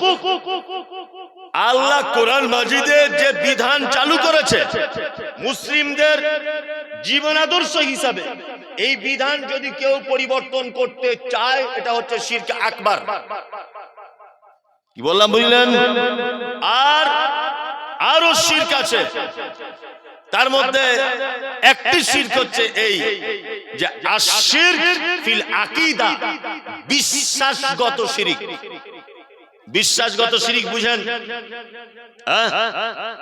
বাচ্চা ছেলেকে নিয়ে বৌমা দাঁড়িয়ে আছে মেন গেটের সামনে, শাশুড়ি এসে বলছে, আরে বৌমা, ভরা দুপুর বেলাতে আমার পোতাকে নিয়ে দাঁড়িয়ে আছো কেন? নজর লেগে যেতে পারে। তখন কি করছে বৌমা? বলছে, মা তাহলে কি করব? বলছে, চুলোর তলার কালি আর সরিষার তেল ফেটে ওর এইখানে একটার পাছায় একটা লাগিয়ে দাও, তাহলে আর নজর লাগবে না। এটা শিরক, এটা বিশ্বাসগত শিরক। বাচ্চা ছেলের দাঁত ভেঙে গেলে ওর মা বলে, ইঁদুরের গর্ততে দিয়ে দে, তাহলে ইঁদুরের মতো দাঁত উঠবে, খুব সরু সরু। এই বিশ্বাসগত শিরক। বৃহস্পতিবারে বাঁশ কাটতে নেই, এ কথা শিরক। রাতের বেলা গাছের ফল কাটতে নেই, এ কথা শিরক। কি বললাম বুঝলেন না?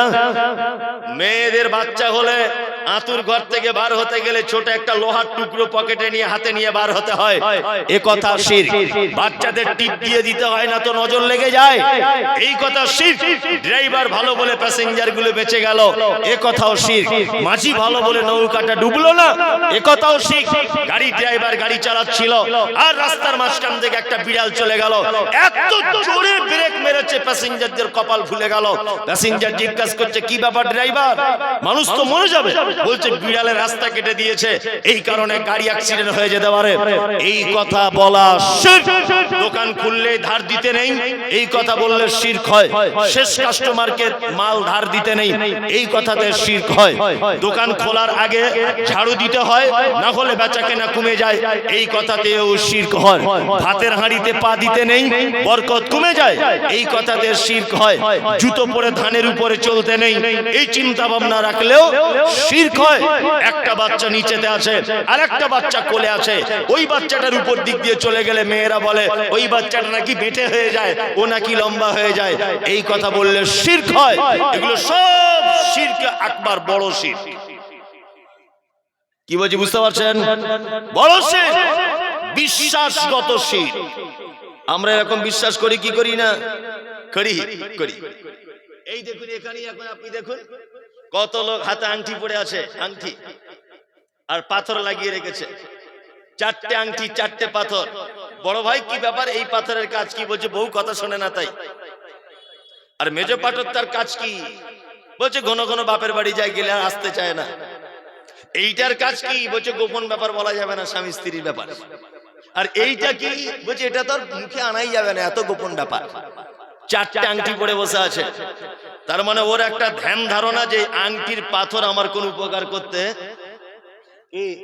পারে। হযরত ওমরের নাম শুনেছেন?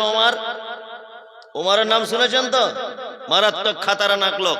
আল্লাহ রাসূল বলছেন ওমর যে রাস্তা দিয়ে চলে, ওই রাস্তা দিয়ে ইবলিস শয়তান পর্যন্ত চলে না। এত ভয়ঙ্কর হযরত ওমর।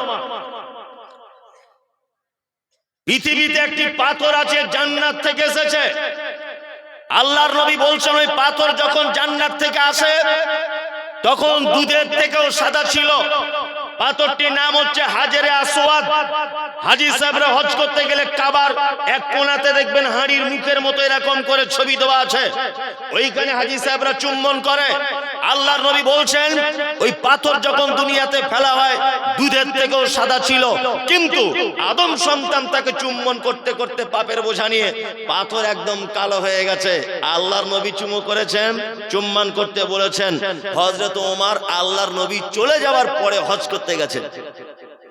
হজ করতে গিয়ে কাবার চারিদিকে ঘুরছেন, আর পাথরটা ঠিক সোজাসুজি হয়ে আঙুলটা বাড়িয়ে দিয়ে বলছেন, হে হাজরে আসওয়াদ, কোশ্চিনকালে আমি তোমাকে চুম্বন করতাম না, কখনোই আমি তোমাকে চুম্বন করতাম না, কারণ তুমি একটা পাথর, তুমি মানুষের কোনো উপকারও করতে পারো না, ক্ষতিও করতে পারো না। শুধু আমি তোমাকে চুম্বন এই কারণে করবো, আল্লাহর নবী করেছিলেন তাই, তাছাড়া তোমাকে জীবনে আমি চুম্বন করতাম না। হযরত ওমর বলছে হাজরে আসওয়াদ জান্নাতের পাথর, মানুষের কোনো ভালো মন্দ করতে পারে না। তুমি যে অষ্টধাতু আংটি পরে আছো, কুকুরে পেচ্ছাপ করে কলকাতাতে বিক্রি হয়, কুকুরে পেচ্ছাপ করে। এটা আমার নিজে দেখার কথা বলছি, কুকুরে দাঁড়িয়ে ঠ্যাং তুলে পেচ্ছাপ করে। আর ওইটা তুমি 1200 টাকা দিয়ে কিনে এনেছো তোমার বউ কথা শুনবে বলে, যে দিয়েছো ও আর এক চিটার, আর তুমি এক মারাত্মক বড় গোপাল ভাঁড়।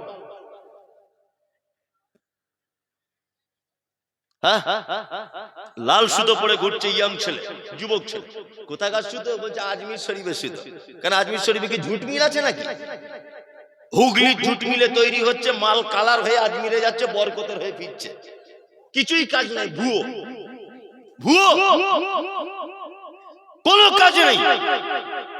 পৃথিবীতে 3টে জায়গায় নেকির উদ্দেশ্যে যেতে পারেন। কটা জায়গায়? 3টে জায়গায় যেতে পারেন। এক, আপনি যদি কাবায় যান 2 রাকাত নামাজ পড়লে 1 লক্ষ রাকাতের নেকি হবে। আপনি যদি মসজিদে নববীতে যান মদিনায় 2 রাকাত নামাজ পড়লে 50,000-এর নেকি হবে, হাদিস ঠিক নয়। 1000 রাকাতের নেকি হবে, হাদিস সহিহ। 50,000 রাকাত নেকি হবে, হাদিস ঠিক নয়। 1000-এ হাদিস সহিহ। আর একটা জায়গা আছে মসজিদে আকসা, জেরুজালেম, ফিলিস্তিনের মাটিতে। কি বলছি বুঝতে পারছেন? এই 3টে জায়গায় গেলে নেকি হবে। আর একটা হাদিসে আছে আল্লাহর নবী বলেছেন কেউ যদি বাড়ি থেকে ওযু করে মসজিদে কুবাতে, অর্থাৎ পৃথিবীর প্রথম মসজিদ, যে মসজিদটা আমরা সবাই জানি, মসজিদে কুবাতে গিয়ে যদি 2 রাকাত যদি নামাজ পড়ে, একটা কবুল উমরা হজের সমান নেকি দেওয়া হবে। এই 4টে মসজিদ ছাড়া আর কোথাও 10 পয়সার নেকি হবে, এই চিন্তা ভাবনা করে যাওয়া চলবে না। আজমিরে যান, কাশ্মীরে যান, বাগদাদ শরীফে যান, যে শরীফেই যান, 10 পয়সাও নেকি নেই, কোনো নেকি নেই, পয়সা খরচা হবে, এছাড়া আর কিছু না। কি বলছি বুঝতে পারছেন তো? পয়সা নষ্ট হবে, আর কিচ্ছু কাজ হবে না, বিশ্বাসগত শিরক। এবার আপনাদেরকে একটা কথা বলি, আল্লাহ নবী সাল্লাল্লাহু আলাইহি ওয়াসাল্লামের কাছে 10 জন লোক এসেছে। কয়জন? 10 জন। 10 জন লোক এসে বলছেন আল্লাহর নবী, আমরা 10 জন ইসলাম কবুল করতে এসেছি, আপনি আমাদেরকে একটু কলেমা বলান তো। আল্লাহর নবী 10 জনের ভিতরে 9 জনকে কলেমা বলালেন। কয়জন? 9 জন। একজনকে বাদ দিয়ে দিলেন। তো এই 9 জন তখন বলছেন আল্লাহর নবী, ইস, আমরা একসঙ্গে 10 জন বন্ধু মিলে এলাম, আপনি 9 জনকে ইসলামের ভিতরে নিয়ে নিলেন, আর একজনকে কেন নিলেন না? আল্লাহ নবী সাল্লাল্লাহু আলাইহি ওয়াসাল্লাম বলছেন, এই দেখো ওর গলাতে তাবিজ ঝুলছে, ওর গলাতে যে তাবিজ ঝুলছে এই কারণে আল্লাহ রসুল বোঝাতে চাইছেন যে একটা গ্লাসের তলায় যদি ফুটো করা থাকে, উপরে যতই পানি দেন পানি দাঁড়াবে? দাঁড়াবে না। তা আল্লাহ রসুল বোঝাতে চাইছেন ও তো শিরকের ভিতরে লিপ্ত রয়েছে, যতই কলেমা দাও কলেমা টিকবে না, ওটা খুলে এসো তবে ইসলামের ভিতরে এসো। কি বলছে বুঝতে পারছেন? লাল সুতো, কালো সুতো, গাছ বাঁধা, ওই আংটি পড়া, তারপরে ভালো মন্দ হবে, লোহা লাক্কর, হাতে কোমরে বালা বাঁধা, এ করা হাবি জাবি সব কি শিরক চলবে না।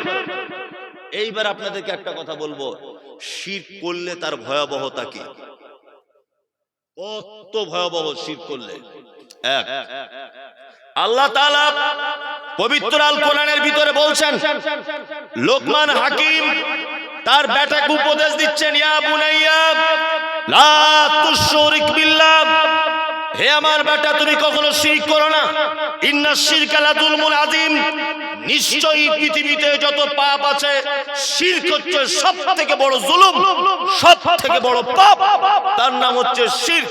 আল্লাহ কোরআন মাজিদে বলছেন, ইন্নাল্লাহা লা ইয়াগফিরু আন ইউশরাকা বিহি ওয়া ইয়াগফিরু মা দুনা যালিকা লিমান ইয়াশা। মানুষ পৃথিবীতে যত পাপ করুক আল্লাহ চাইলে সমস্ত পাপ ক্ষমা করে দিতে পারে, কিন্তু শিরকের পাপ ক্ষমা করবে না। এবার আপনাদেরকে একটা মারাত্মক কথা বলি।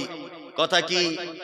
কথা হচ্ছে এই, আল্লাহর ভাষা অনুযায়ী শিরক যারা করে তাদের নাম কি? যারা শিরক করে, শিরক আকবার, বড় বড় শিরক যারা করে তাদের নাম কি? মুশরিক। তাদের নাম মুশরিক, তাই তো? মুশরিক মানে কে? মুশরিক কিন্তু হিন্দু ভাইরা নয়, গায়ের মুসলিমরা মুশরিক নয়। মুশরিক মুসলিমদের ভিতরে। মুশরিক হচ্ছে তারা যারা আল্লাহকে এক বলে মানে, এক বলে জানে, একক সত্তা বলে স্বীকৃতি দেয়, তারপরেও আল্লাহর কাছে পৌঁছাতে গেলে কারোর মাধ্যমে পৌঁছাতে হয়, এইটা যারা মনে করে তারা মুশরিক। কি বলছি বুঝতে পারছেন? আপনাকে তাহলে বোঝাই। আবু জেহেলকে জিজ্ঞাসা করা হতো, আবু জেহেল রাত দিনের মালিককে? আবু জেহেল বলতো আল্লাহ। আবু জেহেল রাত এবং দিনের মালিককে? আবু জেহেল বলতো আল্লাহ। তো আবু জেহেল মুশরিক হলো কেন? আবু জেহেল বলতো আল্লাহর সব ক্ষমতার মালিক এটা আমি জানি, কিন্তু কাবার ভিতরে 360টা যে দেব দেবী আছে এদের মাধ্যমে আল্লাহকে ধরতে হবে, ডাইরেক্ট পাওয়া যাবে না। কিছু মুসলমান তাদের এরকম চিন্তা ভাবনা আছে না নেই, যে আল্লাহকে ডাইরেক্ট পাওয়া যাবে না, অমুক হুজুরের মাধ্যমে যেতে হবে, বলে না? বলে অমুক হুজুরের মাধ্যমে তবে তার কাছে পৌঁছাতে হবে, ডাইরেক্ট পৌঁছানো যাবে না। আল্লাহু আকবার। এটা তাদের আকীদা, এটা তাদের বিশ্বাস। তবে আপনাকে একটা কথা বলে দিই, সেটা হচ্ছে এই যে এই বিশ্বাস যদি আপনি করেন আপনি শিরকের ভিতরে নিমজ্জিত হবেন। আর মুশরিকদের ব্যাপারে আল্লাহ সুবহানাহু ওয়া তাআলা কি বলছেন? মা কানা লিন নাবিয়্যি ওয়াল্লাযীনা আমানু আন ইস্তাগফিরু লিল মুশরিকিন ওয়ালাউ কানু উলি কুরবা। যারা বড় বড় শিরকের সঙ্গে যুক্ত, নবী এবং ঈমানদারদের জন্য উচিত নয় আন ইস্তাগফিরু লিল মুশরিকিন, মুশরিকদের জন্য ক্ষমা প্রার্থনা করা। যারা বড় শিরক করে মারা গেছে তাদের জন্য ক্ষমা প্রার্থনা করা যাবে না। আল্লাহ কোরআনে বলছেন যারা বড় শিরক করে মারা গেছে তাদের জন্য ক্ষমা প্রার্থনা করা যাবে না, কখনোই যাবে না। মুশরিকদের ফলাফল খুব কঠিন। যারা শিরক করে তাদের ফলাফল কি? খুব কঠিন। আল্লাহ তুমি আমাদের সকলকে এই শিরক নামক পাপ থেকে বাঁচার তৌফিক দান করো, বলুন আমিন আমিন আমিন। আর একটা প্রসঙ্গে কথা বলছিলাম, তার নাম বিদআত, তাই না? বিদআত কাকে বলে? বিদআত মানে ইসলামে যেটা নেই, মানুষ সেটা নেকির উদ্দেশ্যে ইবাদত মনে করে, তার নাম কি? বিদআত। আর আল্লাহ নবী সাল্লাল্লাহু আলাইহি ওয়াসাল্লাম বলছেন কুল্লু বিদআতিন যালালা ওয়া কুল্লু যালালাতিন ফিন্নার। প্রতিটা নতুন আবিষ্কৃত কাজ হচ্ছে ভ্রষ্টতা, আর প্রত্যেক ভ্রষ্টতাকারী থাকার জায়গা কোথায়? জাহান্নাম। প্রত্যেক নতুন কাজের আমদানিকারী থাকার জায়গা জাহান্নাম। বেদাত এক মারাত্মক ভয়ঙ্কর পাপ। এটা এত কঠিন পাপ, এত কঠিন পাপ। আম্মা জান আয়েশা সিদ্দিকা রাদিয়াল্লাহু তাআলা আনহা তিনি বলছেন, মান আমিলা আমালান লাইসা আলাইহি আমরুনা ফাহুয়া রাদ্দুন। মানুষ যদি কোনো আমল করে আর সেই আমলের ক্ষেত্রে যদি মুহাম্মদ সাল্লাল্লাহু আলাইহি ওয়াসাল্লামের পক্ষ থেকে কোনো পারমিশন যদি না থাকে, ফাহুয়া রাদ্দুন, সে আমল বাতিল। কি বললাম বুঝলেন? সে আমল কি? বাতিল। এই আলোচনা সবার পছন্দ হবে না, আমি আগে থেকেই বুঝতে পেরেছি। আমরাও বুঝি কোন কাস্টমার কোন ফুলে সন্তুষ্ট, এটা আমরাও বুঝি, কিন্তু আমি তো ফুল দেবো না, আমারও ফুলের দরকার নেই। ও আপনাকে খুশি করার যে আমার 10 পয়সাও লাভ নেই। একজনও যদি শ্রোতা শুনে, একজন, তবুও বক্তব্য চলবে। কি বললাম বুঝলেন না?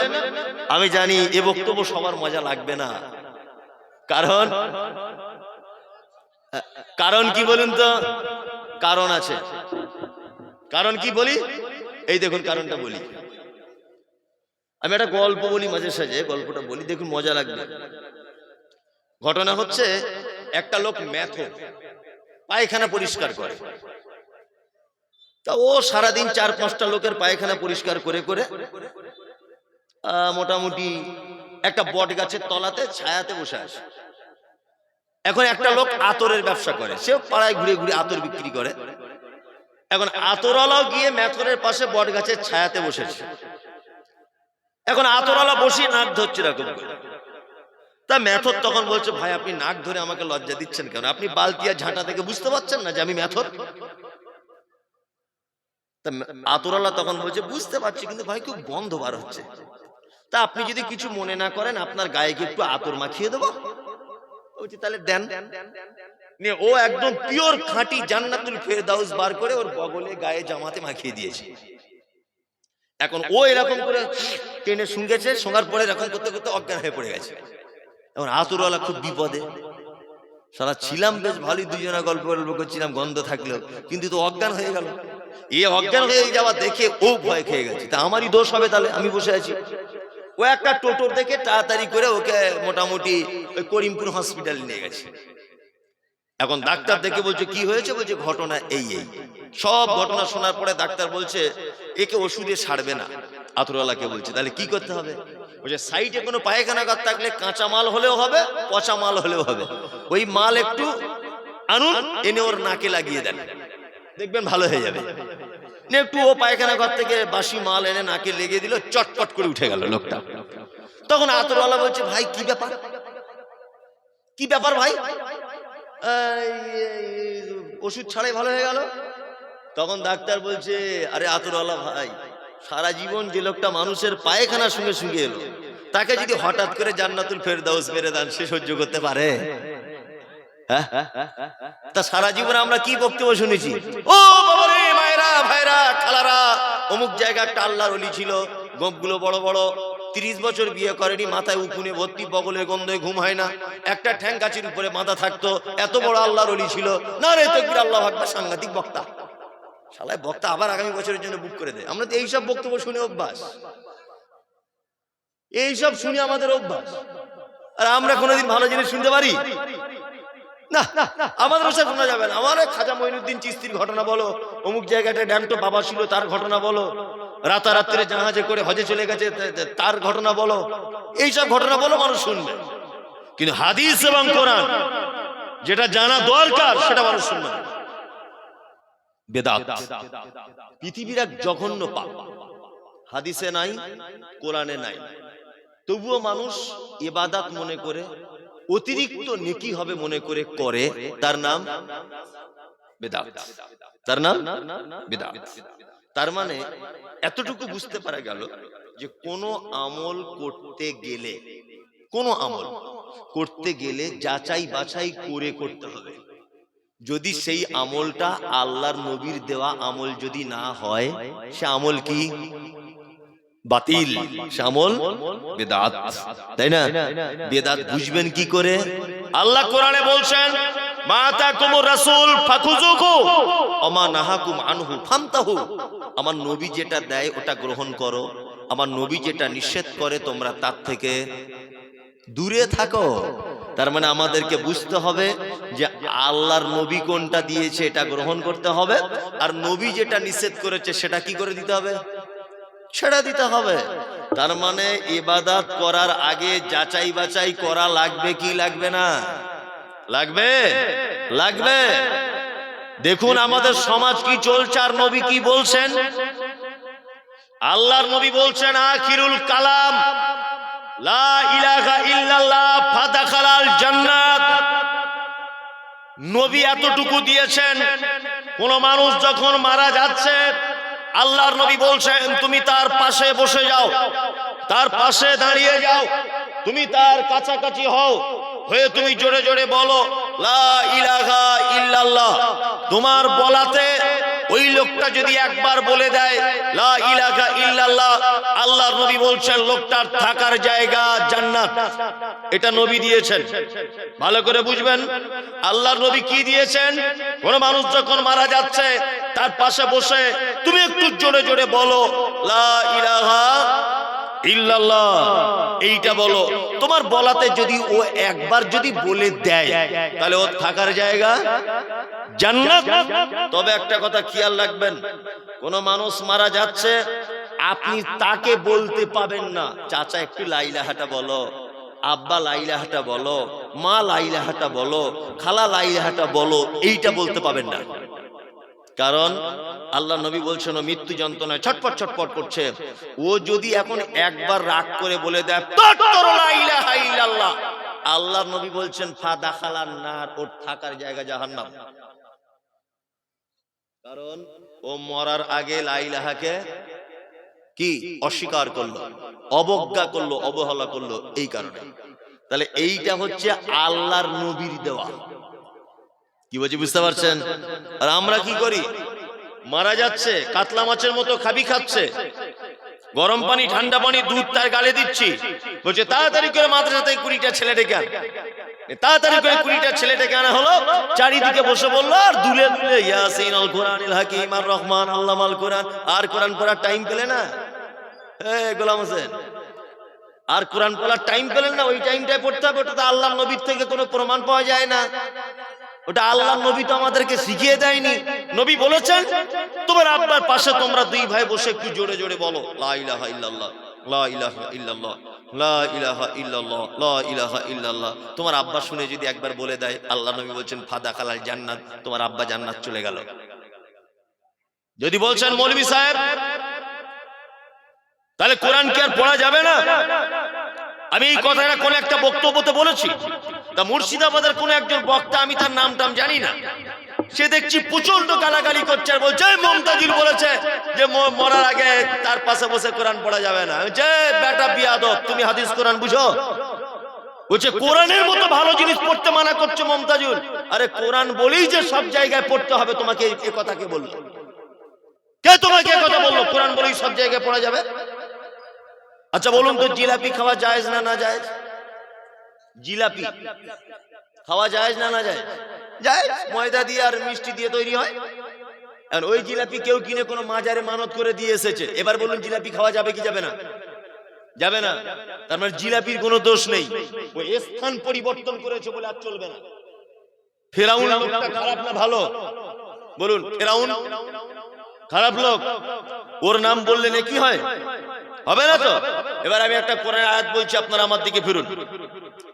যারাবাল্লাহু মাসালাল লিল্লাযিনা আমানু ইমরাআতা ফিরাউন ইয ক্বালাত রাব্বি বিলি ইমদাকা বাইতান ফিল জান্নাতি ওয়া নাজ্জিনি মিন ফিরাউনা ওয়া আমালিহি ওয়া নাজ্জিনি মিনাল কওমিজ জালিমিন। এই আয়াতে আল্লাহ দুবার ফিরাউনের নাম বলেছে।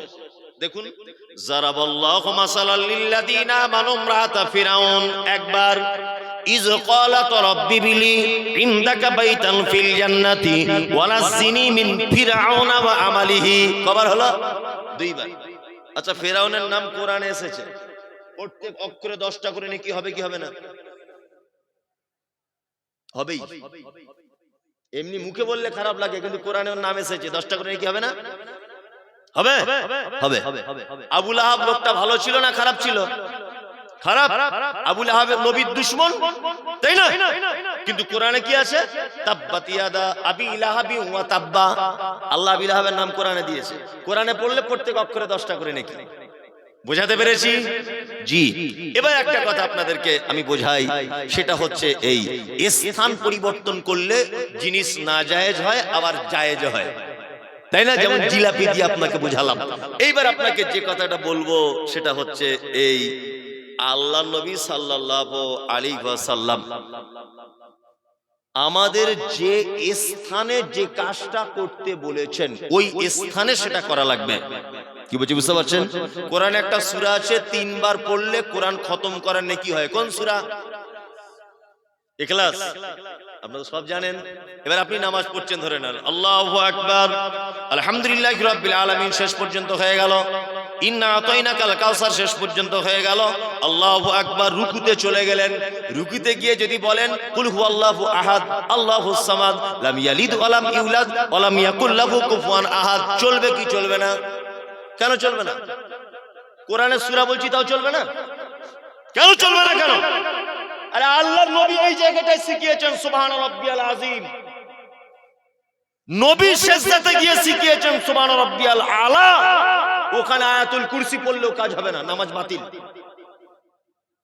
তার মানে কোরআন বলেই যে সব জায়গায় পড়তে হবে তোমাকে, এটা কে বলল? আল্লাহর নবী এতটুকু শিখিয়েছে, লোকটা মারা যাচ্ছে, শুধু কলেমা বলো। পাড়া গ্রামের লোক বুঝে না হাদিস কোরআন কিছু, 20 জন মেয়ে ছেলে আর বেটা ছেলে মিলে সব ইয়াসিন সূরা পড়ছে। কে তোমাকে যুক্তি দিল? কে তোমাকে যুক্তি দিল? আল্লাহ নবী সাল্লাল্লাহু আলাইহি ওয়াসাল্লাম তিনি বলেছেন 3টে কাজ দ্রুত গতিতে করো, দেরি করিও না। 1 as-salatu liwaqtiha, নামাজের টাইম হয়ে গেলেই নামাজ শুরু করে দাও।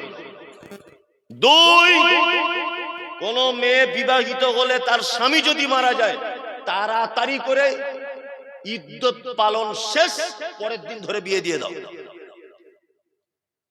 একটা ইয়ং মেয়েকে 2 বছর রেখে দেওয়া যাবে, কিন্তু যার স্বামী মারা গেছে বা তালাক হয়ে গেছে ওকে বেশি দিন রাখা যাবে না। 4 মাস 10 দিন হবে, 4 মাস 11 দিনের মাথাতে বিয়ে দিতে হবে। কারণ ইয়ং মেয়েটা কখনো পুরুষের স্বাদ পায়নি, কিন্তু এ তো পুরুষের স্বাদ পেয়েছে, এ অন্যায় কাজ করে দিতে পারে। ওই জন্য আল্লাহ নবী বলছেন তাড়াতাড়ি ধরে বিয়ে দিয়ে দাও। 3 আল্লাহ রাসূল বলছে কোন মানুষ যখন মারা যাবে তাড়াতাড়ি শুধু কবর খুঁড়তে আর কাফনটা লাগাতে যত টাইম, দাফন করে দাও, কোনো দেরি চলবে না। মেয়ে থাকে বোম্বাই, প্লেনে করে আসবে 48 ঘন্টা পরে মাটি, তোমাকে যুক্তি কে দিল? বড় জামাই থাকে কুয়েতে, সে আসবে দেরি হবে 3 দিন, বরফ দিয়ে রেখে দিয়েছে, তোমাকে যুক্তি কে দিল? সঙ্গে সঙ্গে মাটি দিয়ে দিতে হবে। চলুন, জানাজা শুরু হচ্ছে। ইমাম সাহেব দাঁড়িয়ে দাঁড়িয়ে বলছে, কি বলছে? আসসালামু আলাইকুম, কুল্লু নাফসিন যায়কাতুল মাউত, কুল্লু নাফসিন যায়কাতুল মাউত, মৃত্যুর পথের পথিক হতে হবে বলে এখন মোটামুটি 30 মিনিট রোদে বক্তব্য দিচ্ছে। 30 মিনিট ধরে বক্তব্য চলছে। গুরুত্বপূর্ণ কথা আল্লাহর নবী একটা কথা বলতেন বারবার, এই তোমাদের মধ্যে কেউ আসো এর কাছে ঋণ টাকা পাবে, এর কি কোনো দেনা আছে? যদি লোকটা ঋণগ্রস্ত হতো আল্লাহর নবী জানাজা পড়তেন না, চলে যেতেন। ঋণ এত বড় পাপ, আল্লাহর নবী ঋণগ্রস্ত মানুষের জানাজা পড়তেন না। তবে তিনি কাউকে পড়তে মানা করেননি। আল্লাহ নবী এতটুকু বলতেন তোমরা পড়ো আমি চললাম। মানে ঋণ এক মারাত্মক পাপ। আর আমরা কি মনে করি, টাকাটা মেরে দিতে পারলাম খুব মজায় আছি, মনে মনে ভাবি না তোমার জানাজাটা পড়া নিষেধ, তোমার জানাজাটা পর্যন্ত পড়া নিষেধ। তোমার কেউ পড়লে নাও পড়তে পারে, ঋণগ্রস্ত ব্যক্তি, ঋণ পরিশোধ করে দাও, শেষ। তারপর ইমাম সাহেব বলছে ছেলেদের পক্ষ থেকে 12টা খতম, মেয়েদের পক্ষ থেকে 4টে খতম, টোটালে 16টা খতম করা হয়েছে, এর নামে বক্সে দেওয়া হোক। ইমাম সাহেব বেশ জুত করে দোয়া ধরলো, আর দোয়া যতক্ষণ এমন করে করছে মনে হচ্ছে কি জান্নাতে ঠেলে ঢোকার জায়গা নাই, তুই ঢোক, তবে ততক্ষণ দোয়া ছাড়বো না। দোয়া চালিয়ে যাচ্ছে, আর 22টা খতমের দোয়া চলছে। কি বলছি বুঝতে পারছেন না? এই তুমি খুব চালাক লোক, তোমাকে আমি চিনি না। নিজের ছেলেকে স্কুলে পড়িয়ে মাস্টার করেছো, আর পরের ছেলে ইমাম সাহেব তাকে দিয়ে কোরআন খতম করে তোমার বাপকে জান্নাতে ঢোকাতে চাইছো। তোমার চালাকি আল্লাহ বুঝে না? বুঝে না তোমার চালাকি? নিজের বেটা একটাও কোরআন জানে না, 10 পয়সাও নেকি নেই। আমি মমতাজুল ইসলাম, আমি কোরআন তেলাওয়াত করলে আমার আব্বা নেকি পাবে, কথা চূড়ান্ত। আমার দাদু নেকি পাবে, আমি পোতা হিসাবে, কথা ঠিক। আমি কোরআন পড়লে আপনি কিয়ামত পর্যন্ত নেকি পাবেন না। 4 আনা নেকি নেই, 4 আনা নেকি নেই। আপনার কি বিবেক বুদ্ধি নেই? মাথায় গোবর আছে আপনার? নিজের বেটা একটাও কেউ কোরআন জানালেন না, আর পরের বেটাকে দিয়ে বাপের নামে খতম দিচ্ছেন। এ কি কথা? জানাজা শেষ হয়ে গেল, আল্লাহ নবী সাল্লাল্লাহু আলাইহি ওয়াসাল্লাম বলছেন ইস্তাগফির লিআখিকুম, তোমরা তোমার ভাইয়ের জন্য দোয়া করো। কেমন করে দোয়া করবে? আল্লাহ নবী দোয়া শিখিয়েছেন, আল্লাহুম্মা মাগফির লাহু ওয়ারহামহু ওয়াসাব্বিতহু। এই দোয়া বলতে হবে তোমার ভাইয়ের জন্য। আল্লাহুম্মা মাগফির লাহু, আল্লাহ তুমি তাকে ক্ষমা করে দাও। ওয়ারহামহু, আল্লাহ তুমি তার উপর রহম করো। এই দোয়া বারবার একজন মানুষ, জীবিত মানুষ বলবে কবর ওলা লোকটার জন্য। জানাজা শেষ, জানাজা শেষ। আল্লাহ নবী সাল্লাল্লাহু আলাইহি ওয়াসাল্লাম বলছেন যার আব্বা মারা গেছে তার বাড়িতে 3 দিন চুলা জ্বলবে না, 3 দিন চুলা জ্বলবে না, 3 দিন শোক পালন করবে। কি বললাম বুঝলেন? 3 দিন শোক পালন করবে। ওদেরকে খেতে দেবে কে? ওর চাচা খেতে দিবে, পাশের বাড়ির কোন একজন প্রতিবেশী খেতে দিবে ওদেরকে 3 দিন। কি বললাম বুঝলেন না? আর আমরা কি করি? যার বাপ মারা গেছে তাদের জমির আলু আর তাদের জমির চাল নিয়ে 3000 লোকের আইটেম করে দিয়ে বসে আছে।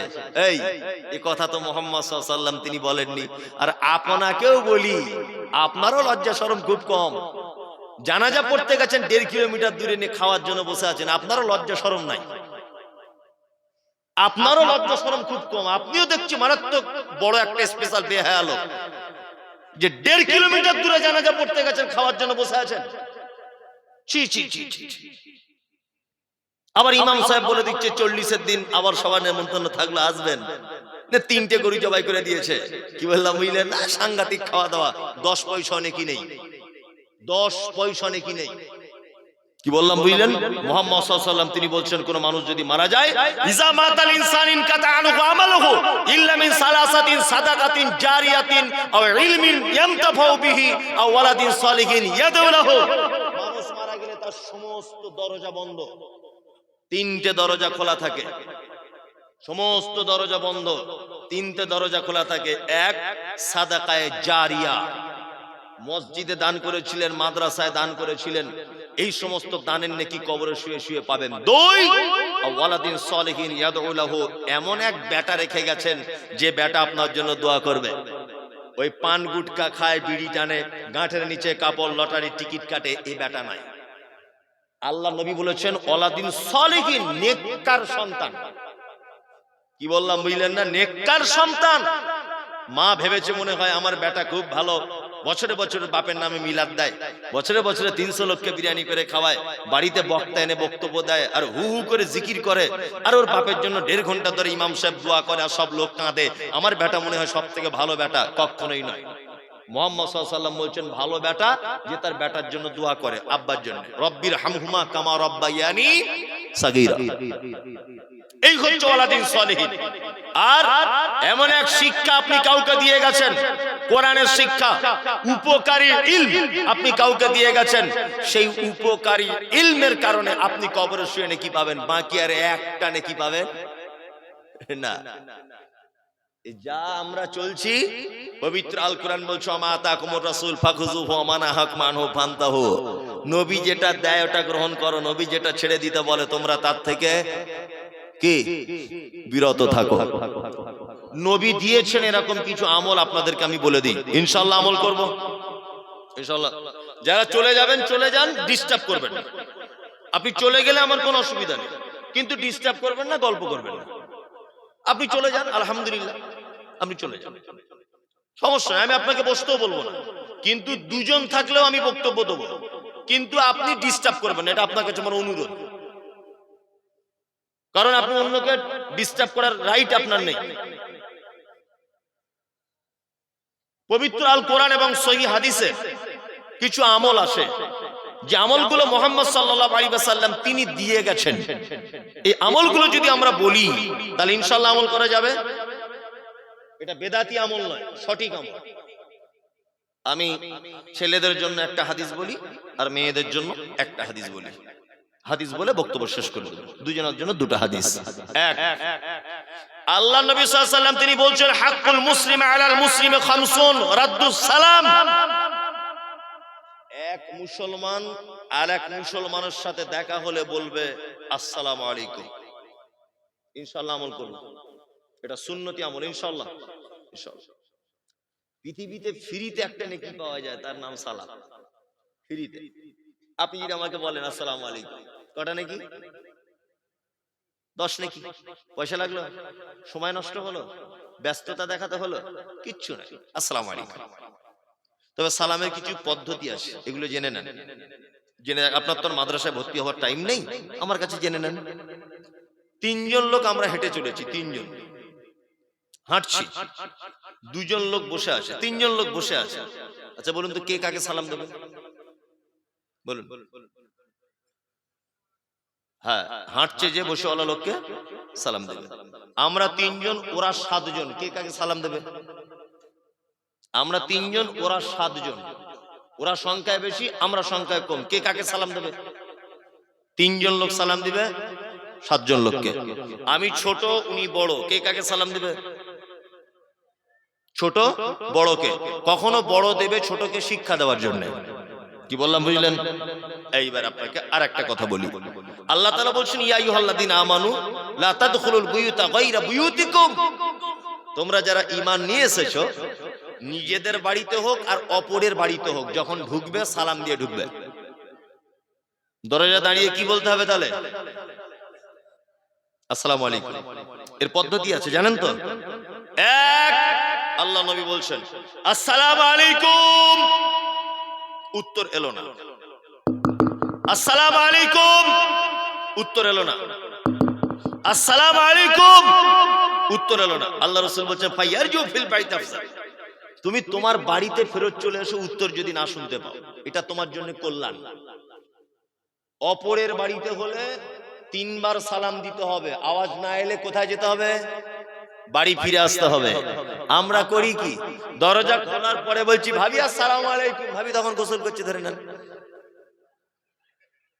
হতেও তো পারে, আমরা করি তো তাই। দরজা খোলার পরে বলছি আসসালামু আলাইকুম ভাবি, ভাবি রোদে হয়তো চুল শুকাচ্ছে। এটা ইসলামের পদ্ধতি না। ইসলামের পদ্ধতি ঢোকার আগে দাঁড়িয়ে 3 বার সালাম দিতে হবে। এবার আর একটা কথা বলি, এটা পরের বাড়ির জন্য হলো, নিজের বাড়ির জন্য কি একই নিয়ম, 3 বার সালাম দাও। নিজের বাড়ি হলে দরজায় আওয়াজ করে নাসিমার মা, ও ফেরদাউসের মা, ও খাদিজার মা, আমি বাড়িতে এসেছি, দরজাটা খুলে দাও। ও দরজা খুলে দিল। আল্লাহ নবী সালামের পদ্ধতি কেন দিলেন? আপনার বাড়িতে একটা বেটি আছে, আপনার বয়স তার 16 বছর, আপনি বাড়িতে ছিলেন না বলে সে তার মায়ের কাছে বসে বসে চুলে তেল লাগাচ্ছিল।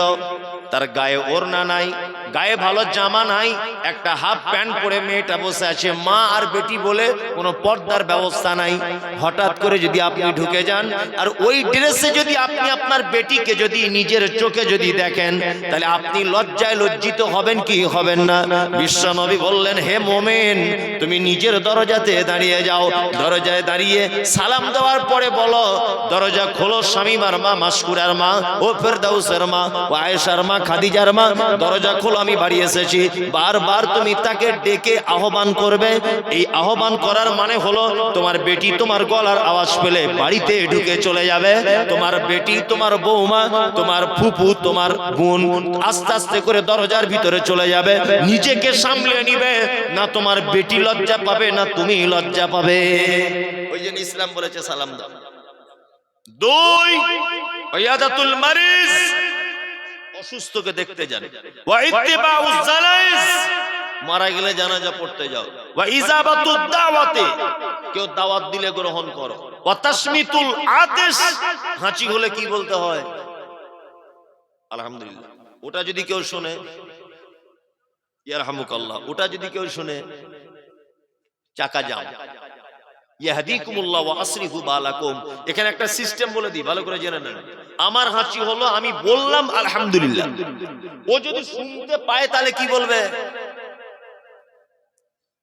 ইয়ারহামুকাল্লাহ। ওর ইয়ারহামুকাল্লাহ আমি যদি শুনতে পাই তাহলে আমি কি বলবো? ইয়াহদিকুমুল্লাহ ওয়া আসলিহু বালাকুম। এটা সুন্নতি আমল 5টা। মানুষকে দেখলে সালাম দিবেন, অসুস্থকে দেখতে যাবেন, দাওয়াত দিলে বৈধ দাওয়াত কবুল করবেন, আর হাসি হলে আলহামদুলিল্লাহ, মারা গেলে জানাজা পড়বেন, তাই না? আচ্ছা, আপনারা যারা বসে আছেন এখানে জান্নাতে যেতে চান? সবাই সবাই চান। আমি জান্নাতে যাবার 2টো হাদিস আপনাদের বলি, সুন্নতি আমল করা যাবে এই হাদিস থেকে, তাই না? আমি বলি, মেয়েদের ব্যাপারে একটা হাদিস বলি জান্নাতে যাবার, ছেলেদের ব্যাপারে একটা বলি। মেয়েরা আসে? হ্যাঁ, মেয়েদের ব্যাপারে বলি। এই মায়েরা যারা আছেন শুনে নেন, আল্লাহর নবী বলছেন একজন মহিলা যদি 4টে কাজ যদি করে জান্নাত চলে যাবে। কটা? 4টা। আপনার স্ত্রীকে বাড়ি গিয়ে বলে দিবেন যদি ও এখানে না থাকে। এক, আল্লাহ নবী বলছেন আল মারাতু ইজা সাল্লাতু খামসাহা ওয়া সামাত শাহরাহা ওয়া আতাআত বালাহা ওয়া আহসানাত ফারজাহা ফাতাদখুল মিন আইয়ি আবওয়াবিল জান্নাতি সাআত। নবীজি বলেছেন একজন নারী যদি 4টে কাজ যদি করে তাহলে তার জন্য জান্নাতের 8টা দরজার যে কোনো দরজা দিয়ে সে প্রবেশ করতে পারবে, পৃথিবীর কেউ তাকে বাধা দিতে যাবে না। তার 1 নম্বরের কাজ হলো আল মারাতু ইজা সাল্লাতু খামসাহা, 5 ওয়াক্ত নামাজ পড়বে। পড়ে আপনার স্ত্রী? পড়ে না তো? পড়ে না যখন ভালো কাজই করে, অসুবিধা নাই, না পড়াই ভাই। আর ও পড়েই বা কি করবে? জোহরের নামাজ পড়ে বন্ধনের স্যারের কাছে যাচ্ছে, নামাজ তো হবেই না, সঙ্গে সঙ্গে বাতিল। কি বললাম বুঝলেন না? কাঁধে ব্যাগ নিয়ে এমন করে যাচ্ছে মনে হচ্ছে রাষ্ট্রপতির বউ। আবার লোনের স্যারেদের স্যার ছাড়া কথা বলেন, আবার কাছাকাছি বসবে চারিদিকে। আল্লাহু আকবার। কি বলছি বুঝতে পারছেন না? এটা হারাম। মহিলা যারা বসে আছেন 5 ওয়াক্ত নামাজ পড়ুন। তবে একটা কথা বলে দিই, এখানে মহিলাদের জানা নাও থাকতে পারে, একজন মহিলা 1 মাসে 23 দিন নামাজ পড়বে। কতদিন? কেউ পড়বে 25 দিন, কেউ পড়বে 27 দিন। বাকি দিনগুলো তার ছুটি, আল্লাহ ছুটি দিয়ে দিয়েছে। অসমাস শাহরাহা, 1 মাস রোজা রাখবে। 1 মাসের ভিতরে যদি অসুস্থ হয়ে যায় রোজা ছেড়ে দিবে। রোজা ছেড়ে দিয়ে তারপরে আবার এই রোজাগুলো কাজা করে নিতে হবে, কিন্তু নামাজ আর কাজা করা লাগবে না, আল্লাহ ছুটি দিয়ে দিয়েছে। কি বললাম বুঝলেন? 3 ওয়া আতাআত বালাহা। আল্লাহ নবী বলছেন এই মহিলারা যদি জান্নাতে যদি যেতে চাও, ওয়া আতাআত বালাহা, স্বামীর সেবা করবে। করে তো? এরকম করছে ভাই, লোকটা খুব বিপদে আছে মনে হয়, শরীর ভালো না। মায়েরা যারা আছেন স্বামীর কি করবে? সেবা করবে, মহব্বত করবে, ভালোবাসবে। তো ও যে শুধু একা ভালোবাসবে তা নয়, আপনাকেও বাসতে হবে, তাই না? আল্লাহ নবী সাল্লাল্লাহু আলাইহি ওয়াসাল্লাম কি বলেছেন? তিনি বলেছেন পৃথিবীতে ওই পুরুষ মানুষ উত্তম যে পুরুষ মানুষ তার স্ত্রীর কাছে উত্তম স্বামী। তার মানে আপনি কত ভালো লোক এই সার্টিফিকেট কে দিবে? আপনার স্ত্রী, তাই না? তার মানে স্ত্রীর দাম কম নয়, ওরও দাম কম নয়। আপনাদের স্বামী স্ত্রী কেমন সম্পর্ক জানি না, চমৎকার করে একটা হাদিস আপনাদেরকে শোনাই। আল্লাহ নবী আর আয়েশা সিদ্দিকা রাদিয়াল্লাহু তাআলা আনহার কত ভালোবাসা ছিল, সুবহানাল্লাহ। আম্মা জান আয়েশা বলছেন, যে গেলাসে আমি পানি পান করিতাম, পান করা হয়ে গেলে নবীকে দিতাম, দেখিতাম আমি নিজ নয়নেতে, ওখানে মুখ লাগাইয়া নবী পান করিতেন। গোস্ত খেয়ে হাড্ডি গুলো ফেলিয়া দিতাম, চুষে চুষে খেত নবী চোখেতে দেখিতাম। আল্লাহু আকবার। আম্মা জান আয়েশা বলছেন, যে গেলাসে আমি পানি পান করিতাম, পান করা হয়ে গেলে নবীকে দিতাম, দেখিতাম আমি নিজে নয়নেতে, ওখানে মুখ লাগাইয়া নবী পান করিতেন। আম্মা জান আয়েশা বলছেন, আল্লাহর নবী আমাকে এত ভালোবাসতেন, এত প্রেম করতেন, এত আমাকে আদর করতেন, আল্লাহর নবী আমাকে এতই পিয়ারা করতেন, এতই হামদর্দি ছিল দুজনের ভিতরে।